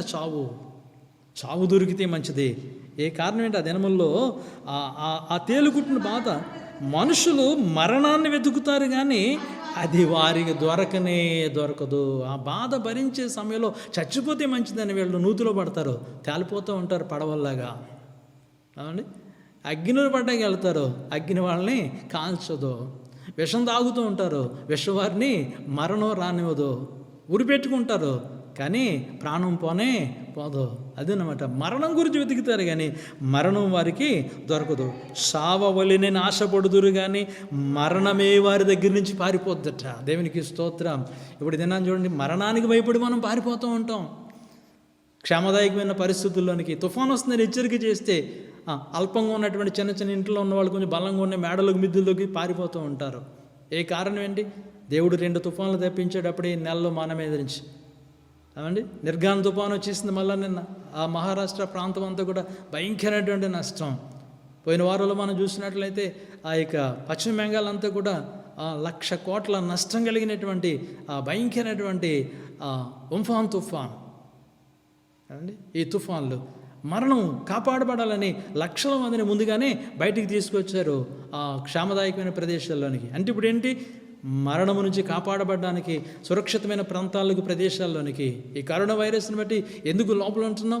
ఈ జబ్బు వస్తే అందరికీ ప్రమాదం కనుక, మరణానికి జబ్బుకు గురవుతావు కనుక నీవు భద్రంగా ఉండాలనేటువంటిది. కానీ ఒక దినం రాబోతుంది, ఈ బాధ భరించలేక చచ్చిపోవాలని పరిగెట్టి చావు వెతుక్కుంటూ వెళుతుంటే ఈ చావే పారిపోద్దట ఈ మానవుని చూసి. ఏ మానవుడు?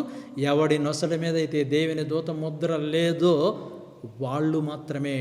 దేవునికి స్తోత్రం కలుగునుగాక. దేవునికి లేఖలను మనం గమనించినట్లయితే ఆది మరణము వారి ఎదురు నుండి పారిపోవును, ఆ మిడతల రూపం గురించి 7వ వచనంలో వివరించాడు. ఎంత బాధ భరించలేక వాళ్ళు 5 నెలలు బాధ బాధ బాధ. ఇప్పుడు ఆ బాధ భరించలేక చచ్చిపోతారని చావు కూడా దొరకకుండా చావే పారిపోతుంది వాళ్ళ నుంచి. అప్పుడు ఏం చేయబడుతుందట, ఆ మిడతల యొక్క రూపాన్ని ఇక్కడ వివరించాడు. ఈ మిడతలు ఎలాగున్నాడు? యుద్ధమునకు సిద్ధపరచబడిన గుర్రములను పోలి ఉన్నవి. ఇందాక యోవేలు గ్రంథంలో కూడా చూసావు కదా 2వ అధ్యాయంలో. దేవుని బిడ్డలారా, అవి యుద్ధమునకు సిద్ధపరిచినటువంటి గుర్రాల్లాగా ఉన్నాయి. బంగారము వలె మెరిసిపోయేటువంటి కిరీటము వంటి వాటి తల మీద కిరీటాలు ఉన్నాయి. వాటి ముఖములు మనుష్య ముఖాల్లాగా ఉన్నాయి. వాటికి మళ్ళీ స్త్రీలు చక్కగా దూకునేటువంటి జుట్టు, తల వెంట్రుకలు లాంటి పొడవైనటువంటి వెంట్రుకలు వాటికంటే మిడతలకు ఉన్నాయి. మళ్ళీ ఆ మనుష్య ముఖం కింద ఉన్నప్పటికీ ఆ మనుష్య ముఖం కింద ఉన్న వాటి నోట్లోంచి సింహపు కోరల వలె పళ్ళున్నాయి. ఇనుప మైమరువు వంటి మైమరువులు వాటికి ఉన్నాయి. వాటి రెక్కలు ఊపుతూ ఎగురుతుంటే యుద్ధమునకు పరిగెత్తే విస్తారమైన గుర్రపు రథముల ధ్వని వలె ఉండెను. యోవేలు గ్రంథం 2వ అధ్యాయం చూసా కదా, 2 నుంచి అక్కడ కూడా అదే మాటలు యోవేలు ప్రవక్త ప్రవచించాడు. ఆ ప్రవచనమే ప్రకటన గ్రంథంలో నెరవేర్ప జరగబోతుంది. దేవుని బిడ్డలారా, అలాంటి దుర్దినాల్లో ఉన్నాం. దేవుని వాక్యం ఎంత నమ్మకమైందో చాలా ఆలోచన చేసుకో. ఇది నన్న ఆ మిడతల యొక్క ఆ రూపాలు, వాటి ఆకారం, వాటి ముఖం, వాటి కోరలు, వాటి కొండెములు, వాటి బాధ, వాటి తల వెంట్రుకలు, వాటి రెక్కలు, వారి మీద కిరీటాలు, ఇవన్నీ ఇక్కడ రాయబడ్డాయి. వాటి రెక్కలతోని యుద్ధానికి పరిగెట్టి ఆ విస్తారమైన గుర్రపు ధ్వనిలు, రథాల ధ్వని వెళ్ళి ఉంది. తేళ్ల తోకల వంటి తోకలు ఏమున్నాయట, తేలుకున్నటువంటి ఆ ఆ ఇక మిడతలకు ఏమున్నాయి? ఇప్పుడు ఆ తేలుకుండే తోకలాంటి తోకలు ఉన్నాయి. మనుషులకు హాని చేయటానికి వాటికి అధికారము ఉంది. కాబట్టి ఆ తోకతో మనుషుల్ని గుచ్చుతుంటే భయంకరమైన బాధ భరించలేకుండా ఉన్నారు. అప్పుడు చూడండి, పాతాళపు దూత వాటిపైన రాజుగా ఉన్నాడట. దేని మీద? ఈ మిడతల మీద రాజుగా ఉన్నాడు. దేవుని యొక్క వాక్యంలో మనం చూసినట్లయితే అక్కడ చాలా జాగ్రత్తగా గమనిస్తే హెబ్రీ భాషలో వానికి అబద్దోన్ అని పేరు. గ్రీసు దేశపు భాషలో వాని పేరు అపోల్లోయోను. అపోల్లోయోను అనగా నాశనము చేసేవాడు. ఎవరు నాశనం చేయటానికి? ఎవరైతే దేవుని ముద్ర నొసటి యందు కలిగి ఉండలేదో, అంటే దాని అర్థం ఎవడైతే 666 ముద్ర వేయించుకుని ఆ క్రీస్తు విరోధి యొక్క పాలనలో హ్యాపీగా ఉందని అనుకుంటాడో, ఇప్పుడు అలాంటి వారికి ఈ శిక్ష. ఈ యొక్క తేలు లాంటి కొండెములుండి ఈ బాధాకరమైనటువంటి ఆ హింసించేటువంటి ఆ శక్తి ఇవ్వబడిన ఈ మిడతలో ఆదినాన్న ప్రపంచం అంతట్లో ఉన్నటువంటి దేవుని ముద్ర లేని వారిని బాధించేటువంటివి. ఎబ్రీ భాషలో దానికి పాతాళపు దూత అపోల్లోయోను అనగా నాశనము చేసేటువంటి వాడు. వీడికి ఒక నాయకుడు ఉన్నాడు. సామెతల గ్రంథకర్త ఏమంటాడో తెలిసిన, సామెతల గ్రంథం 30వ అధ్యాయంలో 27వ వచనంలో ఒక మాట కనిపిస్తూ ఉంటుంది. మన జ్ఞాని అయిన సొలొమోను ముందుగానే చెప్పాడు. ఏమని చెప్పాడు అక్కడ? ఈ మిడతల గురించి ఆయన కూడా రీసెర్చ్ చేశాడు. ఏమంటే సొలొమోను చాలా జ్ఞానవంతుడు, తెలివైన వాడు కదా.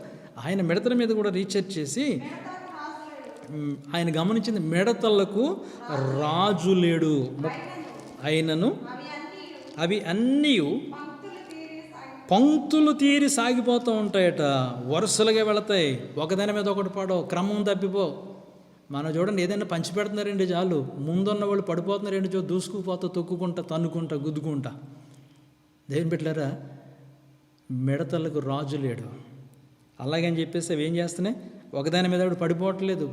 యోవేలు గ్రంథంలో చూసాం కదా, 2వ అధ్యాయంలో చదువుకోండి. తర్వాత మిడతలకు రాజు లేడు అయినను అవన్నీ పంక్తులు తీరు సాగిపోవును. వరుసగానే వెళ్తున్నాయి. ఒక ప్రక్క నుంచి సర్వ ప్రపంచంలో ఉండేటువంటి ముద్ర లేని మానవ జాతిని నాశనం చేయటానికి అవి వెళుతున్నట్టుగా మనం చూస్తూ ఉన్నాం. దేవునికి లేఖనంలో దేవుని బిడ్డలారా, ఇవన్నీ కూడా మనం చదువుతున్నప్పుడు వింటున్నప్పుడు మనకు అర్థమవలసింది ఏంటో తెలిసిన, ఇప్పటికైనా మారు మనసు పొంది యేసు ప్రభు రక్షకుడు దేవుడిని నమ్మి బాప్తిసం పొంది ప్రభు రాకడ కొరకు ఎత్తబడే గుంపులో ఉండాలి.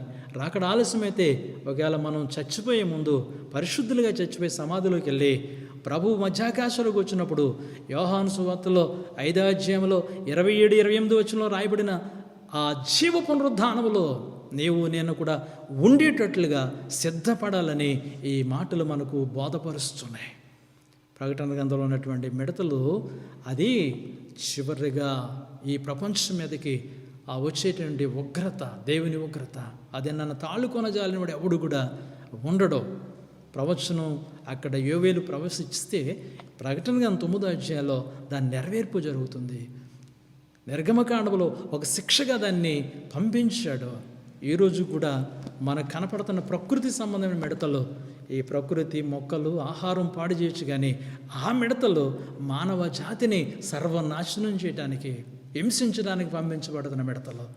ఆ ఉగ్రతల నుంచి మనం తప్పించబడాలంటే ఇదే అనుకూల సమయం, ఇదే రక్షణ. శ్రమ తీరిపోతే కఠినమైపోయాడు.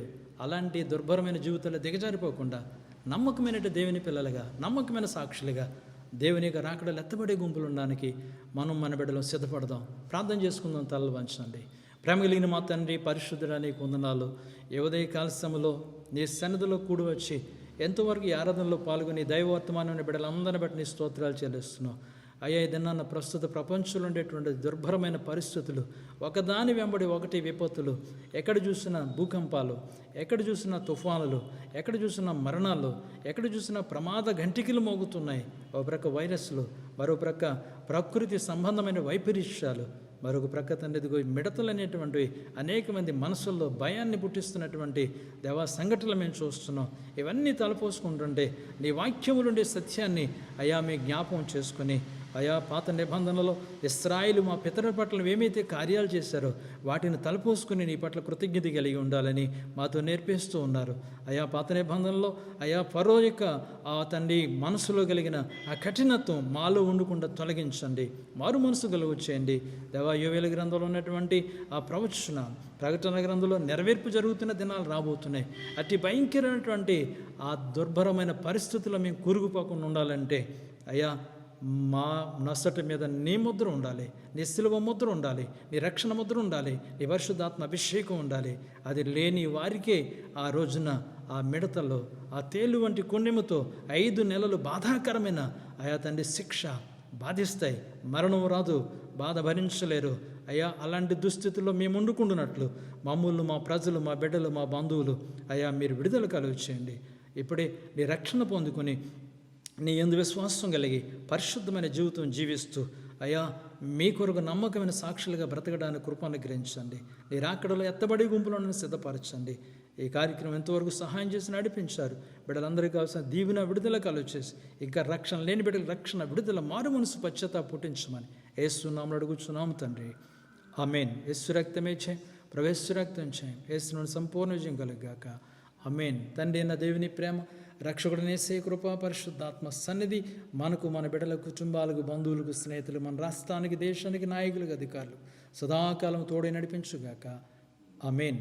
ఆమేన్. అందరికీ కూడా వందనాలు. దేవుడు మీరు అందరినీ కూడా దీవించునుగాక. ఆమేన్.